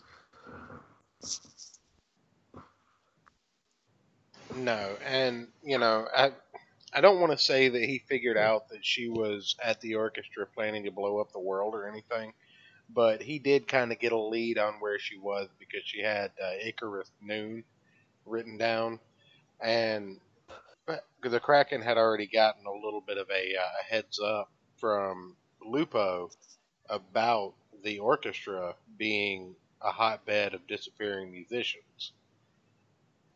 Yes. They kind of, they use Lupo and the detectives very well to give us some exposition that we wouldn't otherwise have any other reason to know about. Like, they're investigating cases of disappearances and stuff throughout the town that are completely unrelated to robots and Hargreaves and the monocle and all of this stuff. So it gives him a clue as to these musicians. Oh, well, my sister's a musician, and she said she had something important to tell us. Well, what could that mean? It's very clever writing, and it might, like, if anybody else did it, it might seem ham-fisted to just, I'll throw in these two hard-boiled detectives to feed information to the main character. But it seems so natural. It seems to fit so well in this universe's milieu. Noir setting. Yeah. Yeah. Well, I had the two most graphic sequences of this trade pulled up. Yeah, poor Pogo. So Vanya shows up at the house and is like, you know what, Pogo? I know that you knew the whole time because you gave all those hints about how I really was special, and I am pissed. And then she blows up his head. And it's really unfortunate because Pogo was actually the only one that ever cared about her. Right. Yeah, and at this point I was like, you bitch.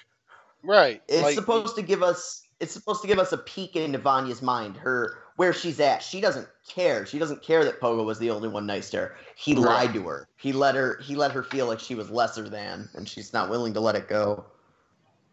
Well, it still made me think, you bitch. Yeah, no, she's a bitch.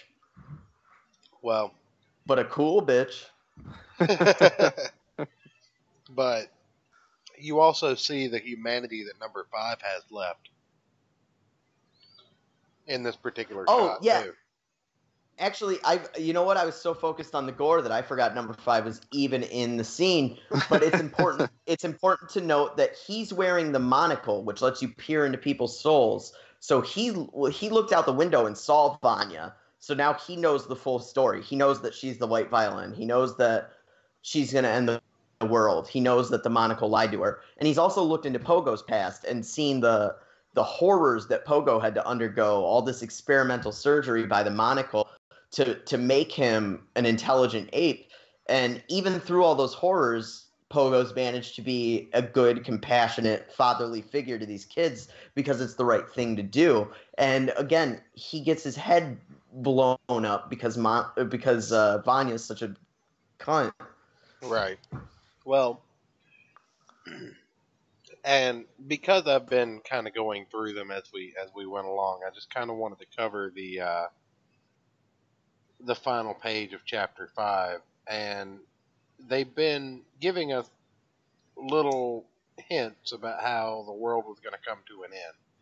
And at this point, we all pretty much know that it's going to be Vanya that ends the world. But we've been given hints in the form of flashbacks to certain scenes from that day. And all the way back in chapter 1 or 2 of this volume, we saw the newspaper headline, and it just said, "It's a perfect day." So nothing bad to report. Right. So the little aside that's at the end of this particular chapter is daytime temperature, high-low, 78-70. Humidity, 52%. Barometer, 993.56 millibars. Wind south by southeast at 3 to 4 miles an hour. Precipitation, 0. Air quality, excellent. So I mean, it's a perfect day. It's a night. It's an interesting little callback too, because that's the paper that 5 finds in the future when he shows up in the future. That's how he knows that's the day the world ended. That's what I'm talking about. That's what I'm saying. You were just mentioning the stats at the bottom. No. What I said before that was that they aside to it in the earlier the earlier volume, like earlier in the volume, Yes, issue 1 yeah. or issue 2, you see this headline fly across the page. Yeah, I think it's seen several times since issue 1. Even I think it's even seen in issue 1. Possibly Maybe. when you're introduced to number 5, I believe, for the first time. Yeah. But that'll pretty much move us right into issue 6.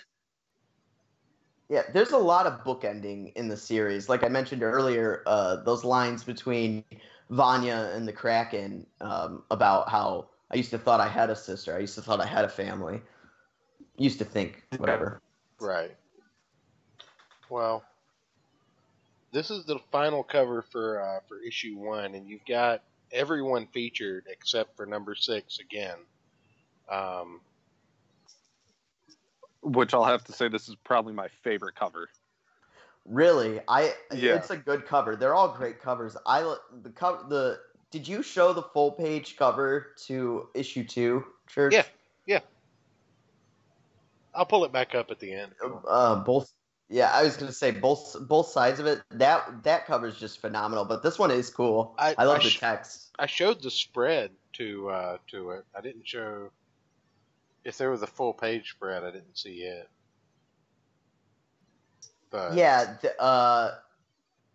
the cover for issue 2 is a wraparound cover that's them at Hargreaves' funeral that shows all the characters. That's really well done. But we don't have to show it now. I don't know that it was included in the trade. It might not have been. What I like, if you have the individual, if you have the individual issue file for this, it is in the individual issue file, that full page spread. Okay, yeah, I can get that pulled up in the background. Go ahead and jump into issue 6. Yeah, well, what I like about this cover, real quick, is how they made the music bars and like sound waves coming off the violin, that blood red color that's been showing up throughout this entire series. Yes. Right. And kind of the intensity of her like facing off against all of her siblings and stuff. It's good symbolic imagery. I like how the letters and the music bars and whatever, they're sticking into the characters, like they're attacking the character. Yeah. Also, they made Seance's eyes red up there at the top, which is an interesting touch that I don't think is done in the rest of the series. No. But so bring us in, Denny. Where are we at? Well, Church pulls up that. No, I'm here. Oh, I've got it going. Go ahead. Oh, okay. Yeah. I can go either way here. So issue 6 is the Umbrella Academy showing up at I believe it's the Apollo Theater or the Icarus Theater, right, to just to stop Vanya, the white violin. And the first one to arrive there is Kraken. He's working on his own, and he discovers things a little bit sooner than the other characters. And he has a chance to stop Vanya, but as 5 will point out later on, he doesn't have the brass ones for it.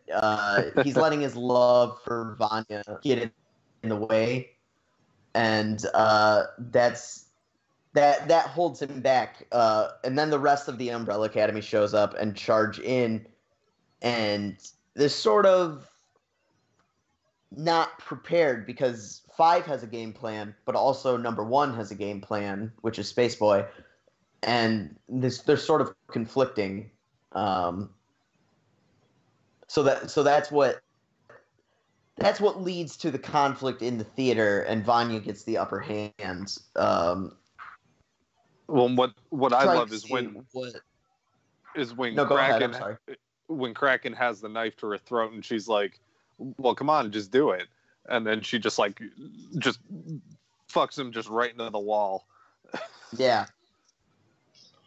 Well, as Church, I was just gonna say, as Church has up on screen, they do have 5 on their side who can shove his hand through a man's skull. So. Hands, feet, anything he's holding, pretty much he can yell at somebody and make them feel bad about themselves so that their feelings run through their soul.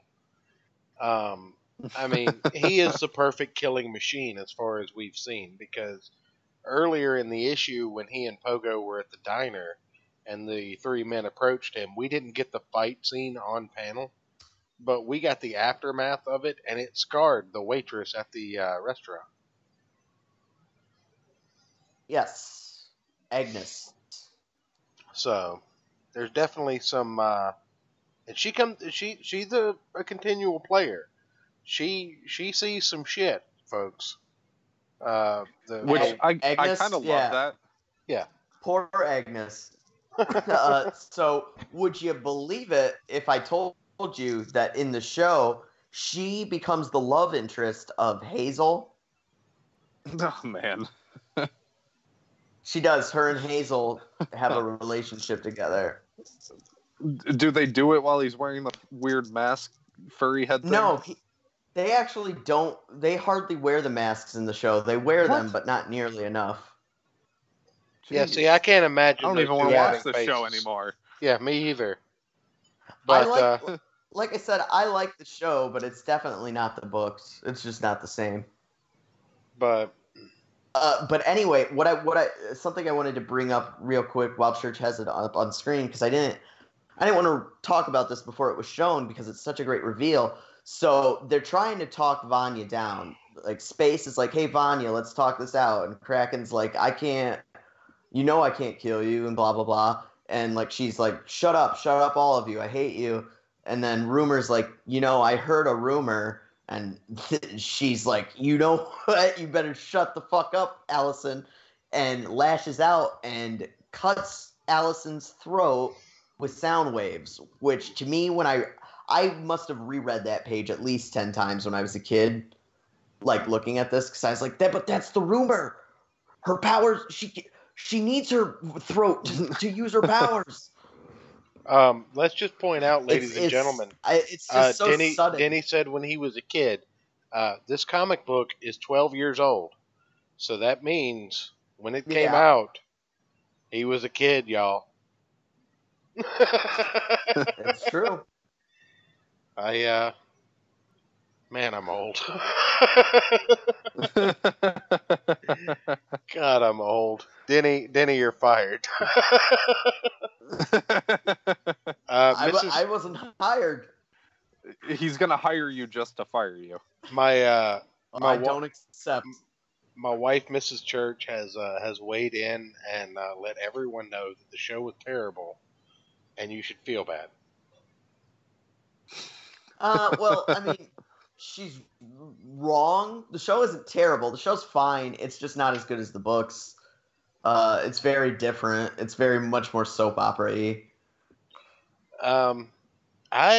But she did say the monkey movie that I was talking about earlier was Ed. I'm not crazy. It does exist. No, it's called Ed. You're not crazy. I don't watch anything. I haven't watched television in a very long time. Joey from Friends is on a minor league baseball team with a chimpanzee. That's Ed. Okay. I'll watch it. Dunstan checks in. Oh. Dunstan checks in might be the funnier monkey movie. Funnier monkey movie. I've seen monkey movies, but I don't remember what they are. Congo. Sorry, I didn't mean to get us off the rails on monkey movies. Congo was a good one.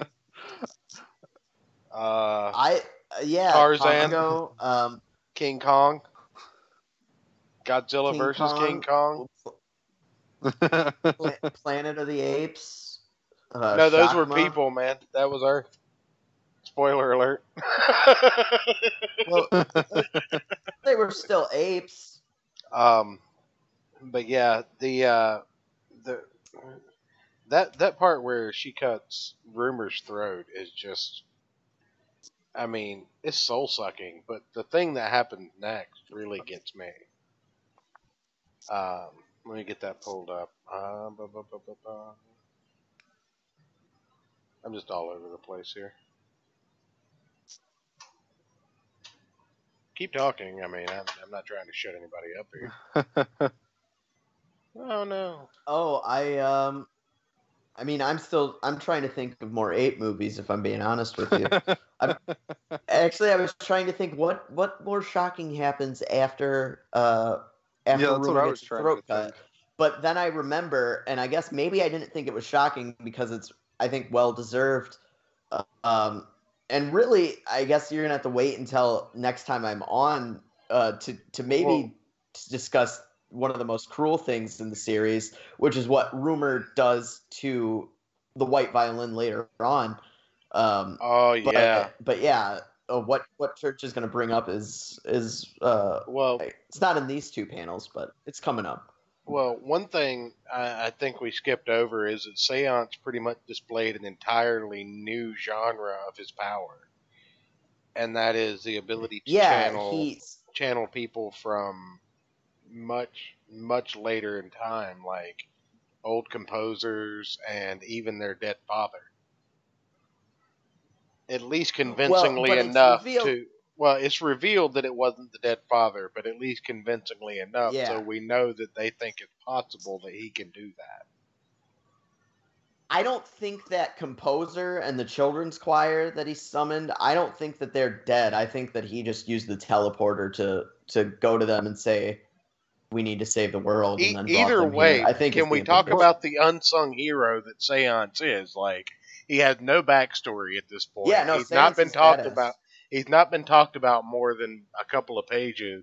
But every time they get in the shit, Seance is like, "Fine, I'll bail you out again."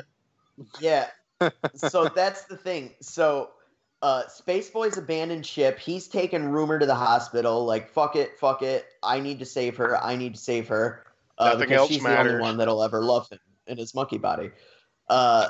And so the team is like, well, what are we gonna do now? Vanya has the upper hand. She's too powerful. And then Seance, who's been missing the whole time, just comes barging in, dressed as the Monocle, with a children's orchestra and a famous old man composer, saying that they're going to compose a piece of music that's going to cancel out her Apocalypse suite, and thus she's failed, and you're a failure, Vanya, and I'm speaking as your father, and you were a disappointment as a child, and you're an utter failure as an adult, and face it, you're a loser, you're nothing special, and completely talks Vanya down, just gives her a good dressing down from her father.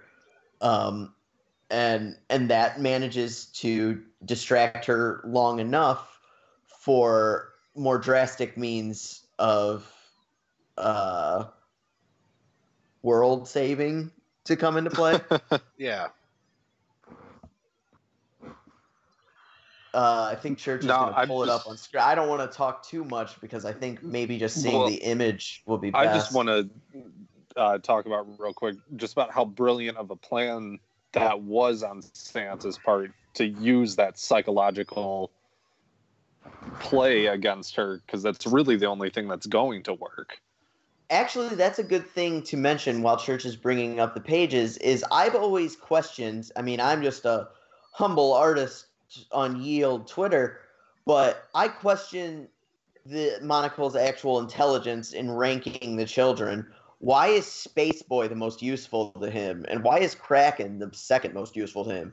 The Rumor is extremely useful, and Vanya, if you can control her, is extremely useful, and Seance is again extremely useful. You can channel the dead. I think you're giving him entirely too much credit. Why would they not have been numbered in the order of acquisition?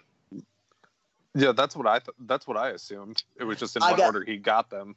In the show, it's but explained. Again, it's explained in the volume 2 that he would have gotten number 1 and number 5 very close together. Exactly. So yeah, that's a good point to bring up. I was going to say in the show, it's explained that he ordered them from level of importance, like how important how personally useful he thought they were. And number 1 and number 5 are twins, as is revealed in volume 2. So he would have gotten spoiler them at the same alert. time. So yeah, I don't think it was order of acquisition. I'm just saying. Yeah, I was just saying that's what I assumed first reading it. Yeah. Again, Until you like, get to volume 2, it'd be easy enough to just assume that it was order of acquisition, but maybe it was well, like order of revelation, like as their powers became realized. well, he would have known right away by looking at them through the monocle. No, I'm saying like by their Manifested. right. Well, that's also possible, but I'm still going by the assumption that it was order of usefulness, and he even says number 1 was his absolute favorite. That's stated many times throughout the book. Yeah. So yeah, But maybe number 1's just the easiest to control. Maybe that's what it is. I don't know. I'm just going to assume it was by order. That's also kind of egotistical too. The monocle would order it by which ones he thought were the most important. That's the kind of man he was. I'm just going to assume it's that. Well, I mean, obviously the only way we can do this is anybody listening or that will listen in the future. We need to get Gerard Way on to ask him. Or you could just write in and tell Art and Church that they're wrong, and then I'm right. No. We need him on the show to tell Denny that he's wrong. So, I mean, we need him and all of his followers on the show. Yes, literally just come on for 5 minutes, tell Denny he's wrong, and then you can leave. Right. That way I can just put your name in the title of Dax. Audience, in case you haven't noticed, they're obviously trying to distract you from the fact that I'm right, and also on the screen, number 5 has shot Vanya in the back of the head because number 2 didn't have the brass to do it. Yeah, he says to number 2, he goes, "What?" No, Kraken's like, "What'd you do? What'd you just do?" And number 5's like, "What you would have done if you had the brass to do it, you pussy." Yeah, he didn't say you pussy, but he might as well. 65-year-old man in a 10-year-old's body. It's fantastic. And then, so I don't know if you're going to show this page, but so it's revealed that Vanya's already burst open the moon, and there's chunks of the moon headed towards the city. And even if she doesn't destroy the world, it's going to destroy the city. And I'd stop it, but I'm kind of missing a chunk of my brain right now, so I can't. And then Seance raises up his hands that are tattooed "Hello, Goodbye" and stops the giant chunk of space rock that's going to destroy the city. And in that way, the Umbrella Academy has saved the Earth, kind of, sort of, temporarily. Yeah. And then the next page over, you see that, not the next page over in the book, but the next page I have highlighted is that it all ends up with them coming back home to the Umbrella Academy mansion and finding that the Eiffel Tower has landed after 18 years right onto their home. And if I could say,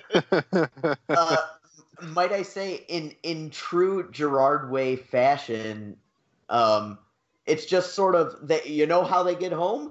Well, there's a group of Italian furniture movers that are driving by the cinema, piano or the theater. Movers. Yeah, and they give them a lift back to the mansion, and it's the thin young Italian piano mover that first notices the Eiffel Tower has fallen on their house, and it's just thrown in there for absolutely no reason. And also, real quick, if you look at the back of that van that's on screen right now, those are 2 tribesmen that the Seance brought to the orchestra to help compose the counter movement. Yes. Yeah, and then you'll notice the next time I'm on and we discuss Umbrella Academy Volume 2 Dallas, they're just sort of hanging out with Space Boy for forever. The old man and the children go back home, but the tribesmen stay there. Oh yeah. Well, I mean, what are you gonna do? But real quick, if I'm gonna try and find that wraparound cover and send you a picture of it on Twitter so you can pull that up on screen, because I did want to look at that. That's such a good cover. All right. I mean, I can just open it up. I just gotta find it. I just downloaded the wrong one because I'm a professional, of course. Yes. We totally had this planned out. This is all a bit. Oh yeah, pretending we have to find the cover. And, right, absolutely. But no, all in all, I mean, if I had to give this a 1 out of 5 ranking, this would be a solid 4 out of 5. My only issue with the entire book at all is there's not enough of it.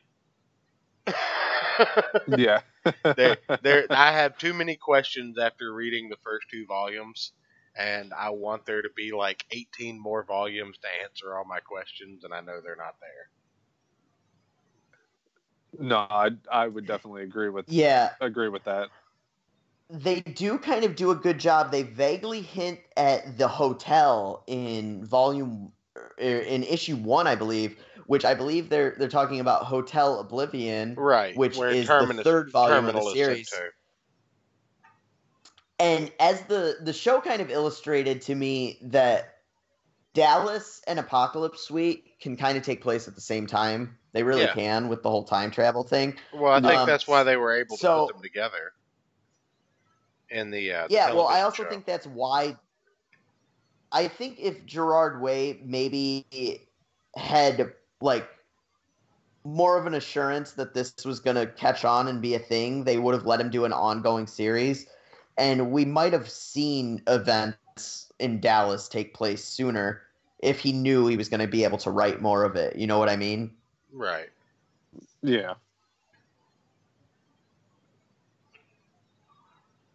I'm still looking for that cover. Oh, you're good, man. Wasn't that it? Isn't... I hate my reader. It's awful. Chewy or Chunky or whatever it is? No. My desktop reader. Oh.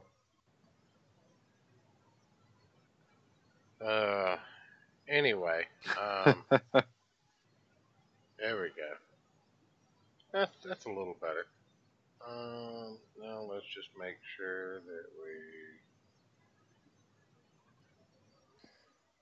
we. That looks good on this end.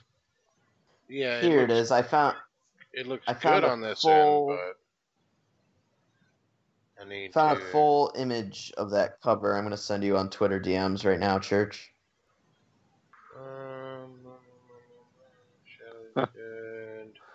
Yeah, we're doing it live. We're doing it live, folks.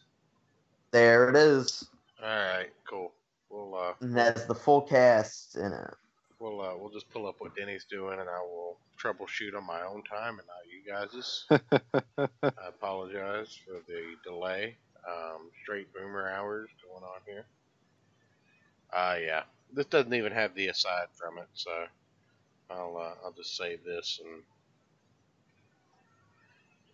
what we'll do, I'll go ahead and get that pulled up here. But yeah, Ayrton, final thoughts on the book here while I go ahead and get this pulled up before we wrap up. Am I making us run late? No. No, we're pretty much done. I mean, we're already running a little late, but I just figured I'd go ahead and get final thoughts from everybody. Yeah, I would say this would be a recommendation if you like kind of weird, surrealist noir sort of setting. If you like that kind of story, you'll definitely love this. If you like a story that actually explains kind of the world and stuff that's going on, you'll be confused the entire time, most likely. You just have to have a level of acceptance while reading it, and it's, as long as you can do that, it's a great read and a fun story. So thank you, Denny, for suggesting this one. Oh yeah, absolutely. Thank you guys for having me on. Thank you for giving me the opportunity to blabber at everybody for 2 hours. You're not off the hook yet. My initial reaction stands. I think this is a book that if you like comic books, you should definitely have on your radar. It's definitely worth having on your bookshelf or in your long box. It's 6 issues for the first volume, 6 issues for the 7th, I assume, or second, 6 issues, I assume, for the third. 5 issues in the third. So far, Oh, is it not done? there's no trade for it, so it's not completely done according to comic book rules. Oh, okay. So maybe it is The 6. volume's not done You know, until there's a trade for it.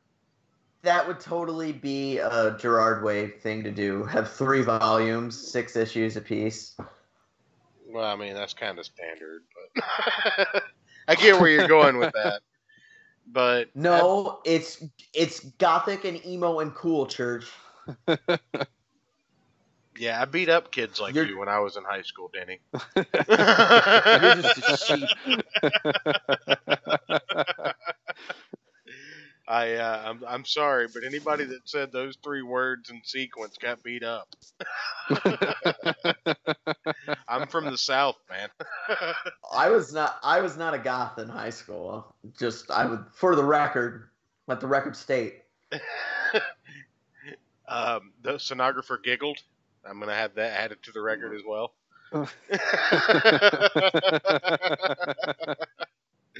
But no, we definitely appreciate you coming on, and I definitely appreciate you turning me on to the story because, like I said, I had all but written this off because Gerard Way, My Chemical Romance. I'm like, oh, another rock star trying to cash in on his clout.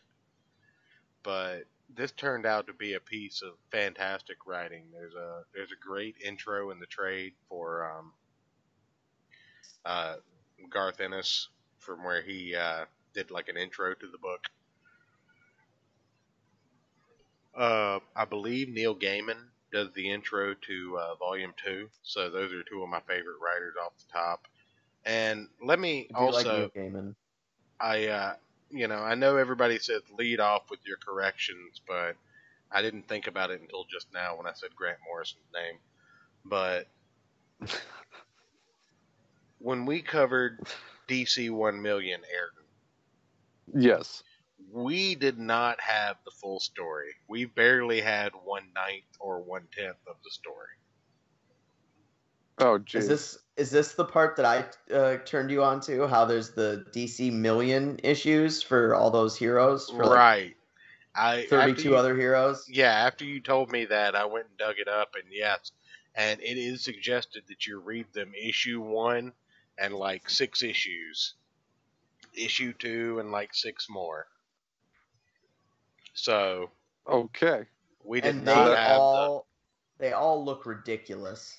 Yeah, but I can't just put the whole blame on Grant Morrison. He's working under the assumption that we've read at least a handful of these books. So, I apologize, Grant. I will do you better next time. I will pick one of your good stories and we will read them. But anyway, no, this was a great book. Thank you again for coming on, Denny. We will schedule as soon as we can to get you back on, and we will look forward to that time. Did you have that cover pulled up? Yes, it's on screen. Yes. Yes. Oh, it is on screen. Okay, I didn't know whether that was something that just you and me and Arden were privileged to. Yeah, so this is, I think, my favorite cover of the series. I like the group shot. I like how White Violin is very subtly in the background, even though she doesn't exist yet. Yeah, I like how the mom mannequin is in the foreground and it's crying if you look closely. Yeah. I think, pretty sure. No, it is. Rumor's outfit, by the way, Rumor has a really cool superhero outfit. I like her logo, the R that's like a question mark. She's like a Team Rocket. Yeah, sort of, yeah. I heard a rumor that you should prepare for trouble. And there's the Monocle's South Asian valet with the umbrella. Yeah, yeah. So I love that. I just call him Adult Haji.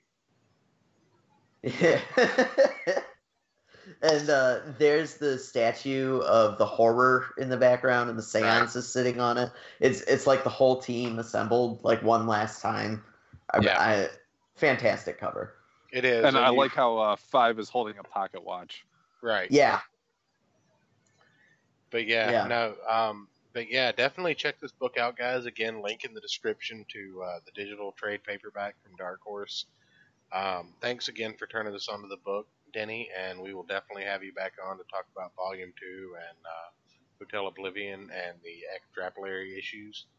But I think that's about going to wrap it up for the this Saturday's issue of Gospel of Comics, ladies and gentlemen. Feel All free right. to like, share, check out Atomic Denny at Atomic Denny on Twitter. His Twitter is down in the description. Check out Ayrton at @Archer_91 again in the description. And subscribe and hit that bell if you like the content. Share it with your friends. Share it on Twitter. Share it on Facebook. Whatever you want to do. Check us out tomorrow, where we'll be covering volumes 1 and 2 of The Boys by Garth Ennis. And make sure your kids are in bed before you turn on the stream. So until All right. then, Can I just say? Yeah, go ahead. I just wanted to say one last time, thank you guys very much for having me on. I hope that I didn't talk over you too much. I wouldn't get too excited and ramble. Oh no, man! I'm very excited to come back on again and talk. Yeah, we definitely appreciated appreciated having you on again. Denny did the backdrop for the stream, so check him out and definitely hire him for some commissions if you need some artwork. I heard he's working on a book cover right now, so big things, yes, big plans. For I believe Guy Incognito at Guy Incognito, or I'm not sure what his ad is. I'm sure if you search Guy Incognito on Twitter, you'll find him. He's working on a book, so everybody go check out that book. I'm doing the cover for it, and be sure to give me a follow on Twitter at Atomic Denny. You see my Twitter handle down there in the corner, and yeah, just thanks for having me on, guys. All right, man. Thank you. Everybody have a good night, and thank you for joining me for another episode.